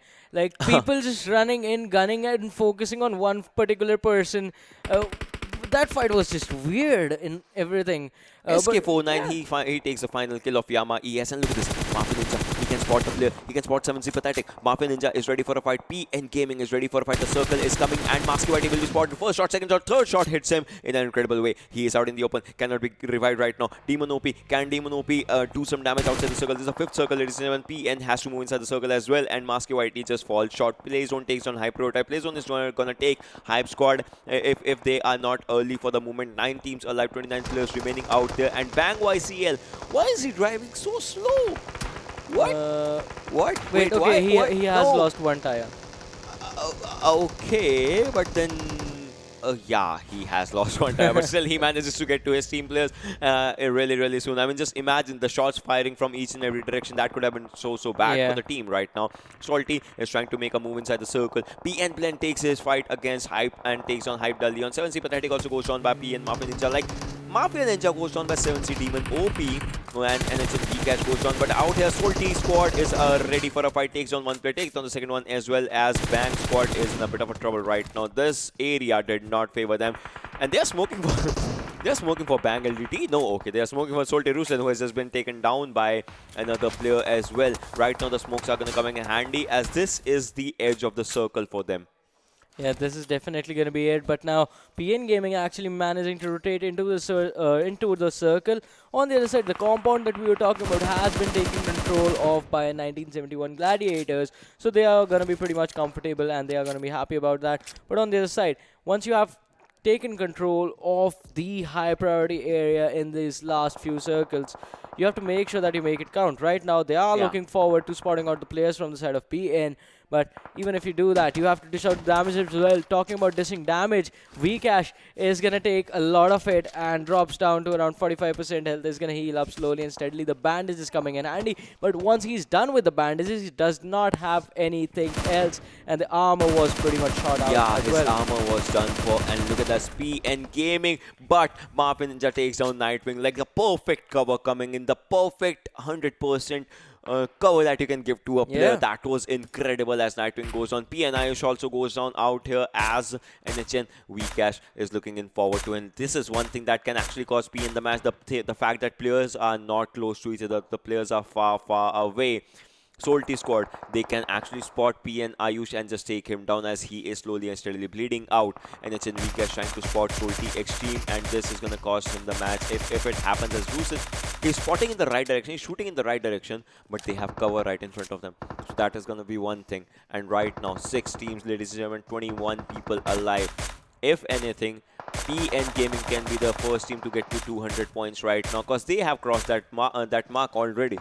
Yeah, that could definitely be it. But once again, PN, they have to be careful as to how they proceed into the closing stages of this game. Right now, still out in the open. Hype is right in front of them, and they do not have any cover. So the good thing for PN is going to be that the KSX squad is coming in from the behind of 1971 Gladiators. This could be the distraction. This could be the fight that they need. On the other side, Lanka OP has dropped quite low. Is really going to be in trouble for his entire team. But now, Salty Xtreme is going to finish off Vikesh, and Lake is going to be one of the few people left standing for his entire team.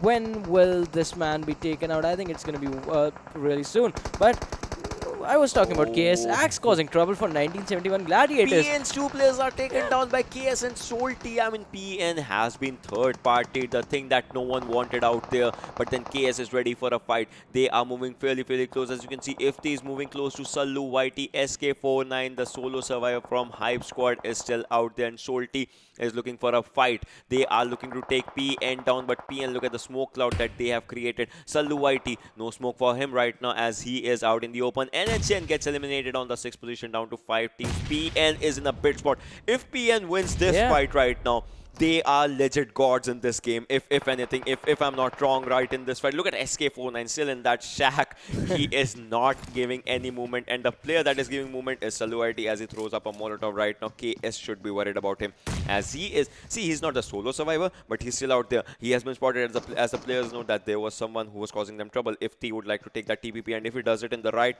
direction, I think Saluarity can be taken out. They are focusing their focus on some other direction out there but this grenade can change everything. Saluarity down to 20 HP right now. I mean, they hit it in the right spot, but then that was not enough. KS Harit goes with a grenade on PN. Second, PN Ayush, and PN Gaming gets eliminated on the 5th spot. That means for the first time in today, we are gonna see a new winner. Will it be KS to change each and everything about themselves? Because that is gonna be one question that needs answer, as KS is going berserk on each and everyone. Nightwing takes on KS Ifti, but still KS won't be faced as KS is ready for a fight. Ryan is moving forward. Ryan has spotted some players. Ryan takes on KS Sanhok. Harit is a lone survivor. Can this happen? He's on 10 HP right now. He won't be able to take it, but then SK49 is out there. He has spotted him. That is gonna be something as KS also gets eliminated. KS acts on 4th position. 1971 Hype And Solti, if I'm not wrong, is behind that. And the grenade is going to change everything. But a drop shot from SK49 takes down one player. He moves into the compound once again. It's just two players. Nightwing is out there. SK49 back to low HP. Nightwing does the damage, and that damage is going to cost everything. But the grenade from Solti, AJ takes down 1971 Sallu YT. Solti with 3 players. 1971 with 2 players. 1 bleeding out. That is Ryan. Sinestro, Nightwing. Can they take this fight as Roots and Xtreme and AJ are moving forward? This is intense, ladies and gentlemen. The final game. The grenade does the job, and Solti squad wins the game. 1-8 just finishing everyone off quite easily, and 16 kills for the team of Solti squad. On the other side, okay, this is what I was going to talk about, that 1971 Gladiators, imagine this, 1971 Gladiators, this is where they are. PN Gaming, they are on this side. KS Axe coming in from behind the compounds, out in the open, and instead of contesting the compound, just decide to go on the other side where they know someone is already getting shot at. So, Ocean, you're basically putting yourself into where the enemy's crosshair is already is. I mean, yeah. I mean, Why would you do that? That was something like pretty weird of what the team, to be honest, This did. could have been their game. I mean, yeah, it could have been their game, but talking about the stuff that was happening out there, I mean, like I said, PN Gaming, they were out in that cluster. Solti was behind them. Hype SK49, I mean, he was right in front of them, but he was still sitting out there. 1971 was on their right-hand side. KS was right in front of them. So they were being contested by 4 directions, and 5th was them. So I said, if they could just pull it out, that is going to be a miracle out there. But then they could not, because obviously the smoke was going to fade at one time. And when the smoke fades, your location is just right in. I mean, you can smoke, you can go for 4 smokes, you can go for 5 smokes, you can go for 10 smokes, but for how long are they going to hold your position? That is one thing. At one point, the teams are going to, shoot at the smoke randomly, just waiting for it to hit someone. And that is one thing that they did. And PN Gaming got eliminated. But so many grenades came in handy. Like a grenade from just one area to the other to take down the whole squad of 1971. Like, incredible. I think that has to be the perfect way to end the game in an instant. With a bang. Yeah, with a bang, and we saw an ultimate bang indeed. But in this game, we saw 2 suicides being committed, and that was in the earlier stages of the game as well. So pretty weird things coming out in the last game of Erangel. But once again, talking about KS Axe, this was their last game for the semi-finals, and you should have made it count even more, because I don't think they had many kills as well. We'll have to see like how many kills do they have, and will that actually make some difference in overall. But one team that could not make a difference was A1 Esports today. And one more team like INES, still going on that decent run right now. But obviously the major factor is there are going to be teams that are going to fight tomorrow. No doubt you had a 1st position, you had 2nd position, you had 4th position, but then the teams they are going to climb up the ladder. I mean, obviously, looking it from a player's perspective, it's sometimes different to give out that gameplay. But if you can, then obviously, your fans are going to be really, really happy about it. And that's one thing as PN Gaming. I mean, to be honest, they have made a lot of fans today as well, like with 3 chicken dinners and 1 with 5th position. I think they already are at 200 plus mark or something. So yeah, I think they just needed like 3 or 4 3 two, points. two They or were the 3 197. Points, 97. So 3 more points to 200, and with this game, they are definitely going to get those 3 points. Easy. So yeah, crossing that threshold for the first time. On the other side, we will have to see as to which team is going to be sitting at that bare 16th position mark. And if that team has a match tomorrow or not. Yeah. So that is actually going to be really, really important, because the teams in the top 5, in the top 6, in the top 8, they are going to be making it. But it's the 2nd, 3rd of the table where everything's changed. But before we look at that, let's have a look at the MVP for this game and see which player from the side of Solti actually gets it. It is going to be Solti AJ with his 6 kills, 907 damage, 7 kilometers traveled, and 24 minutes survival time. I mean, good 6 kills for the team. I mean, the team has 16 kills, and the impact that he has had on the team, that is really, really good, to be honest. Like, the number alongside the damage stats, it's pretty good. The team was focused on getting out kills, and they kind of did that. They kind of showed that. But then, where does it put Solti? I mean, it puts them on the top in this game, but then overall, where will it where will it be putting Salty? That's one thing that we'll also have to see. So if anything, we'll be talking about the match stats and each and everything. So, but yeah, before that, let's just go for the top 5 stats of, as we were talking about the players. So let's just go to the top 5 stats of the game. And Xtreme, once again, from the same squad, has 6 kills. Nightwing, 4 kills for him, and Solte Rusin. Okay, I mean, overall, if you're looking out there, the whole of the Solte squad is kind of out here with the kills and impressions. I mean, 16 kills, and all those 16 kills are out here. Yeah, Rusin, Xtreme, and AJ just making it into this top 5 players this time around, and the other guy just ended up with 0 kills. So, see, if it works for the team, it works for the team. If your team is getting a chicken dinner, it's working. Just let them do the stuff. Maybe he would have been like the filter or the IGL call that he was just trying to, give everything in the right directions. Things like that. Like, all those things matter. But then let's just look at the game standings to see where the 2nd, 3rd, 4th, 5th, 6th, 7th, 8th. I mean, I'm not going to count, obviously. So, Solte squad is out there with 16 kills and 36 points for them. And 97 Gladiators with 8 kills and 22 points is on 2nd. Team Hype for out here. I mean, for the first time, not for the first time, yesterday, day before yesterday, they had a chicken dinner. This time they're on in top 3, so that is pretty good for them. 15 points. PN Gaming finished 5th, is still 4th. That's even better. I mean, I'll buy that. They have 12 kills for 12 points for them. KS Axe is out there on 5th position. Team 7C on 6th. Ultimate Bang on 7th, and Nepali Ho Ni is out there on the 8th. Yeah, moving on to the next 8, we are gonna have Team Pyro on the 9th, Xtreme on the 10th, R3D Devils taking the 11th spot, Wolves Den taking the 12th position, A1 Esports on the 13th, Team T2K on the 14th, INES on the 15th, and Rivals X are gonna be on the 16th position with just 1 point for them. But that is gonna change the overall standings now, because Rivals X, they are gonna move up just by 1 point. PN Gaming is gonna climb up by a lot, and let's just have a look at the overall standing and see how much changes this time around. Because one thing that's not going to change is going to be PN Gaming with the first position for them, 209 points. But the second and the third just swapped. INES takes the second now, 162 points.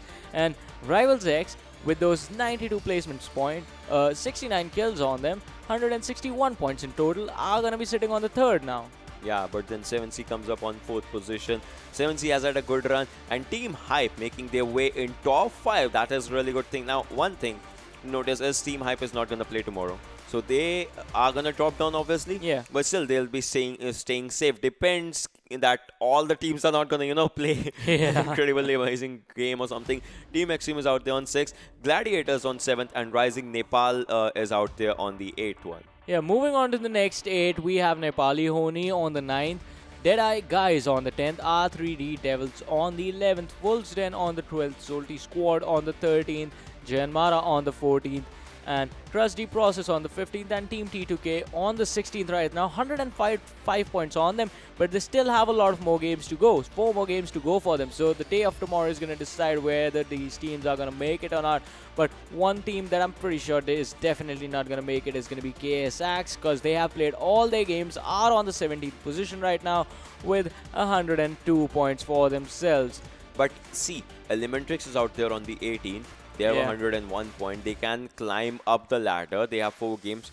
But after that, Damn Class is on 77. Can they make it happen in tomorrow's 4 games? Ultimate Bang is on 72. Can they make it? These teams have a big question right in front of them. A1 Esports on the 24th, and they have 42 points. That is a lot of difference. Yeah. So can these teams, if not make it happen, create an impactful performance that drops them to a good position or something? I think A1 Esports, the only way they make it is they play better than PN Gaming play today. That's the only way they make it. But for now, let's have a look at INES and KS Axe and the head-to-head between these two teams and see how they are doing. Because these two are the best and, I don't want to say it, but the worst teams of the teams that have played 16 games. All the 16 games, and this is the comparison of the team that has done pretty good and the team that kind of lacked in some favors. Let's just see that where did they lack if we have to go for it. 68 and 43. See, the kills department is good. 43 kills, exactly. It's a good number, to be honest. But then the damage stat, if you're looking, For them, 68 gives them like what 17233 damage, and it's like 10,000. And now the healing. I mean, obviously, this is one thing. KS Axe, they had good kills, but they had lesser healings. That means that they were trying to play passive as well. Yeah. If they had been much more aggressive, they could have because headshots. They have better headshot Exactly. stats. So that means they had the capability. But then the chicken dinner is obviously coming in INES's favor. If KS Axe had just one chicken dinner, that would have changed each and everything about the team as well. Exactly, and it's not like KS Axe are playing a bad game. They're putting up decent performances. They are having good games as well for their side. Yeah. But I think where they lack it's going to be the late game strategies is where they fluster a bit. Like in the last game as well, we saw them come in with a bad rotation. That was straight up a bad rotation. That was going to be KS Axe's game. They had the backstab of 1971 Gladiators. They had the advantage of the numbers with 4 players being there. But things just not working out when you're going in for PN Gaming instead of the team right in front of you. Yeah, I mean, that happens. But then let's just go for the kill leaders and let's see like which kill leaders had an impact for now. Because I don't think so that no one is, no one is out there when INES Badrev is doing his job. Like, he is the bridge that some teams would like to go for tomorrow as well in the kill department. His survival time is 18 minutes, and still he has that much kills. That is pretty impressive with 8,000. If this guy was playing more and more, he could have gone to 10,000 damage as a solo player or something. I don't know. Soul THA is on second with 26, PN Marvin Ninja on third with 24, and Rivals Noob on once again on 24, and Hype Leon is on the 5th position with 23. Yeah, and moving on to the next 5, it's TX Demon on the 6th, 22 kills. PN Avsec is going to be 7th, and he is going to be there with 22 kills. Moving on the 8th position, it's going to be Wolf 69, 22 kills. T2K Chari is going to be 9th with 21 kills, and 1971 Gladiators is going to be 10th. Nightwing, 21 kills. Alright, so the teams that are playing out here, they are playing for just one thing, and that is to, obviously make their name to show their gameplay to the entire world, but the entire world sees them in PMPL, right? Exactly. There's going to be something that happens after this PMCO Finals, that's going to be PMPL, and this is the format and all the slots for PMPL South Asia teams. This is the first time, ladies and gentlemen, this is right out here for you in the first, in its initial stages. This is, no one has ever, seen this, and this is incredible. Qualified through PMCO fall split. The teams that are qualified through PMCO 2019 fall, the one that happened previously, the global final team gets an invite. Alright? So the 2 teams who went to the global finals from fall split, plus the 3 teams that made it into the prelims. So basically the top 5 teams already get a slot. Then from the India qualifiers, we are going to have the top 9 teams that are going to be making it. And from South Asia, we have 6 slots available to us. Top 6 teams are going to be making it. So from tomorrow, right now, the race is to just stay in the top 16. Tomorrow is going to be the race to stay in the top 6, not even the top 8. Top 6 for South Asia, top 9 for India, and obviously the teams that are invited, they are the best teams that these teams are going to commence, the competition against. So to be honest, if I'm not wrong, these are the filters that where the teams are going, the best of the best of the best of the best teams.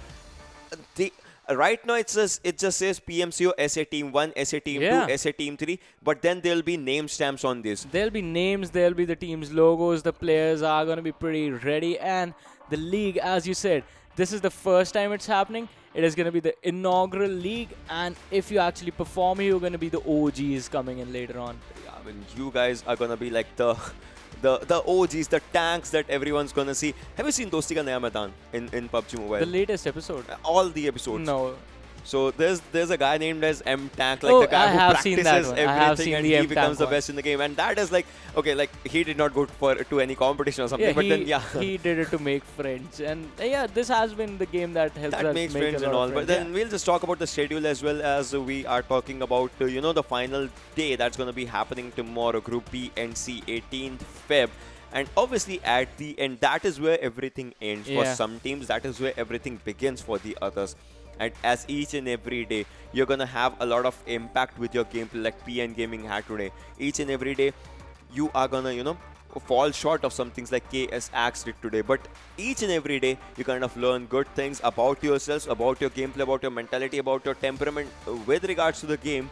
So I think with those words, we can actually move out to the closing segment. So be right back to us tomorrow. Yeah. We're going to be out there. We're going to see which team actually makes an impact and the top 16 teams that are going to be unfolding right in front of you tomorrow. So thank you everyone for watching. You guys have been an incredibly amazing audience. Do join us tomorrow. Good night.